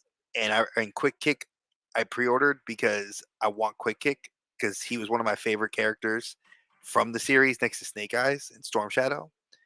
And a lot of people love that because that build is the actual Shang-Chi mold from the original Shang-Chi Master of Kung Fu. So Well, guys, I want to thank Dre. I want to thank Hey Archer for coming through. I have to wrap this up. We started this at 8 o'clock. It is almost 11 o'clock. wow. So because I know me and Archer we were talking. We were talking about just about everything, mostly the Marvels, and like, I mean, I definitely see where he's coming from with the 3 3/4. Hmm. You'll have more room. I mean, you can fit more figures on your shelves. I mean, I'm seriously thinking of. I have a bunch of Star Wars stuff here, and I'm thinking of boxing it up for storage. I might bring it back out, for seasonal. You know, swap May the things out or fourth. seasonal wise, which would free up a lot more room. And yes, I am going to be moving things around. It's springtime, so I'm going to be moving things around. I need to move the desk over by the window so I can get air in here. It's a thing. But I mean, there's a lot of things that collecting can be very hard. I'm an out of box collector. Now, if they want 3 3/4 for Ghostbusters and they expanded with the real Ghostbusters and everything else, I would probably have to get rid of at least 2 of my bookcases because I'd probably want to dedicate the wall. Because there's a friend of mine, um, a dude's nerdery. He's got this phrase: one to stock, one to rock, which means one to hang up or have on display somewhere in box or on card, and then one to have open. Dave, pause for a second. Zombie Yeah, Hunter. I saw. If you if you want to box your Star Wars stuff, Dave, and send it my way, I'm happy to store it at my place. That let's see, Dre. I don't know if you know, but Zombies in Australia. Now, I know Zombie Hunter's in Australia. He's cool. We had So him on the yeah, show a while back. he's that would be a lot for shipping unless you want to pay for shipping. Then we can talk. I mean, I know you guys have a really hard time finding stuff down there for collecting's sake. Yeah, I have my Ahsoka. I only kept 6 figures Soka, from my Soka, Black Soka, Soka, Series. Soka. Uh, a very special shout out to the Nathan Bowden show who popped up earlier. Dude, he said he's happy to pay. Hey, man. I might have to think about that. Oh, I wouldn't even think twice. I'd say, what you want? We can talk. I mean, I got some Star Wars Lego too. So, but I want to wrap things up. I want to thank everyone who's come through, everyone who came through the chat. Please, I'm asking everyone to please consider going into the video description below, donating $10 US to the Ride for Roswell. Now, I did say before that we were only opening this to North America. However, if you do win, if you're willing to, pay for shipping for your prize, then I will welcome international donators as well. Okay. If you're willing to split or pay for your item to be shipped, I'm open. Then I will open the door for anyone and everyone. You just have to donate $10 US. One $10 donation gets you in on all the wheels. But again, we need to have people donate. We haven't had anyone officially donate to the Stream for the Cure. So please consider doing that. All the details are in the video description below. And of course, scrolling at the bottom of your screen, $10 plus the screenshot of your donation with your name, your real name, and your screen name. That's all I need. And I will contact you. You just have to send that to me via Instagram at Dave's_dimension. And normally I would start plugging things, but right now I actually do not actively have any videos planned. I want to try and find another day where maybe we stream Spirits Unleashed or maybe another game. I'm trying to plan this around. I know this is an impossibility, but I'm trying to plan around other people's streams. I have a lot of friends who do a lot of game streams, and I don't want to take away from their streams. So I'm going to try to possibly do something maybe Saturday afternoon or even Sunday afternoon. I am looking to possibly do something. Well, I can't do anything tomorrow night, but I'm hoping to get something. I want to set up a time to do some streaming, or I may even pop up on Twitch, believe it or not. That's an idea I'm working with. But guys, we have that coming through. I'm going to be doing more hangout streams. Maybe we'll do this on a regular on Tuesdays for now. And I did I spoke for both of us, and I did say the Outer Dimensions podcast will be returning soon in the future. It is just on a hiatus because both of us have a lot of stuff going on in our lives right now. Yes, and just so people understand one thing, I did actually have several of you guys that didn't reach out to Dave, but they came straight to me, making sure. I don't know why y'all didn't reach out to Dave too, but they were like, are you guys okay? And I'm like, yeah, we're freaking fine. I said, it's me. So, I said, honestly, it's not just Dave. I said, I asked him to give me a little bit of a break because I needed don't, to, don't worry. handle health issues, and Kids, y'all have seen the video. kids, So we still love you, kids. Okay, mom, mom and dad are okay. Don't worry. yeah, we're If not we need fighting. to, we'll seek counseling. Don't worry. We're not breaking up. Yeah, this is just literally we're gonna come back. It's just Yeah, I give it don't give worry. it a few weeks, and my schedule is starting to get a little bit better, And winding down. we wouldn't be Dre wouldn't have popped up on the stream if we were not getting along now. Would he? Okay. First off, Roxanne would have killed me, Yes. and second, I already told her what you told me. And she's like, okay. yeah, Okay. I was gonna message her. I was gonna reach out to her on Facebook and let her know. So Roxanne, if you are watching, just know I would have reached out to you anyway and She's told you. probably asleep right now. But yeah, like Dave and I are good. We're brothers and we're Yeah. tight. So Don't worry. That's not gonna change. Unlike I'm gonna be a little salty. Unlike some YouTubers who jump from partner to partner to partner on YouTube, or some people who feel they need to have a few extra certain people on their streams it for sounds like clout. they're the That's herpes. not us. It sounds like they're the herpes of of YouTubers. Is that a hot take? Did I just said it like that? He said, "You're going hard. 3 hours in. 3 hours is nothing. My stream for the Cure is going to be a 10-hour stream. Yeah, this is a drop in the bucket. I mean, what's 3 hours? I mean, if I didn't have to work tomorrow, I mean, I would keep going. Yeah, I'm off tomorrow, so I took off today. What? Huh? I took off today, and I have off tomorrow, so I'll be. Well, we know you're a little off. Besides, I'm already off. Yeah, and besides, about that. I have movies I need to watch. I have bicycles I need to go outside and make sure they're covered. Yes, I sent you a few movies. Yeah. I have the Iron Claw to watch. You need to. Not that Iron Claw. No, not the one that you would see on the hub. Gotcha. What? Huh? Not the one you would see on the hub, folks. it's whoa. I said the hub. Whoa, The hub. whoa. Not You I know, didn't say the word that would get you in trouble. See, I got you. no. See, I was going with Inspector Gadget Iron Claw. Oh. Yes. Him I too. can't do the voice though. But I want to thank Dre, of course, my brother from another mother, who I know like no other. True. Co-founder of the Outer Dimensions podcast, and of course, the CSS. Yeah. No, the it's not a safe government space organization. Don't worry. that's We're hell not bent on going to, ruling the world. CSS. Cuss. Maybe I am. Cuss. You never want cuss to come after you. You don't be cussed out. What? Hey. CSS. Collector Safe Space. You know, Have like the NCIS music. you don't want to playing. get cussed out by the Collector Safe Space. There you go. But guys, don't worry. We will be returning in the future. Things will normalize. Again, the Outer Dimensions podcast is still available to wherever you get your podcast from, or you can watch our previous episodes. We will be doing something soon. Don't worry. One way or the other, something will be happening. The stream for the cure is May 18th. That is a Saturday. I will be streaming at least 10 hours. Yes, I said at least. It might go longer. My first year, I said 8 hours and I went 10. So who knows? So there's a lot to do. I just want everyone, if you can, either on Instagram or on my Facebook, share the post about donating to Ride for Roswell. Please help make a world of difference, guys.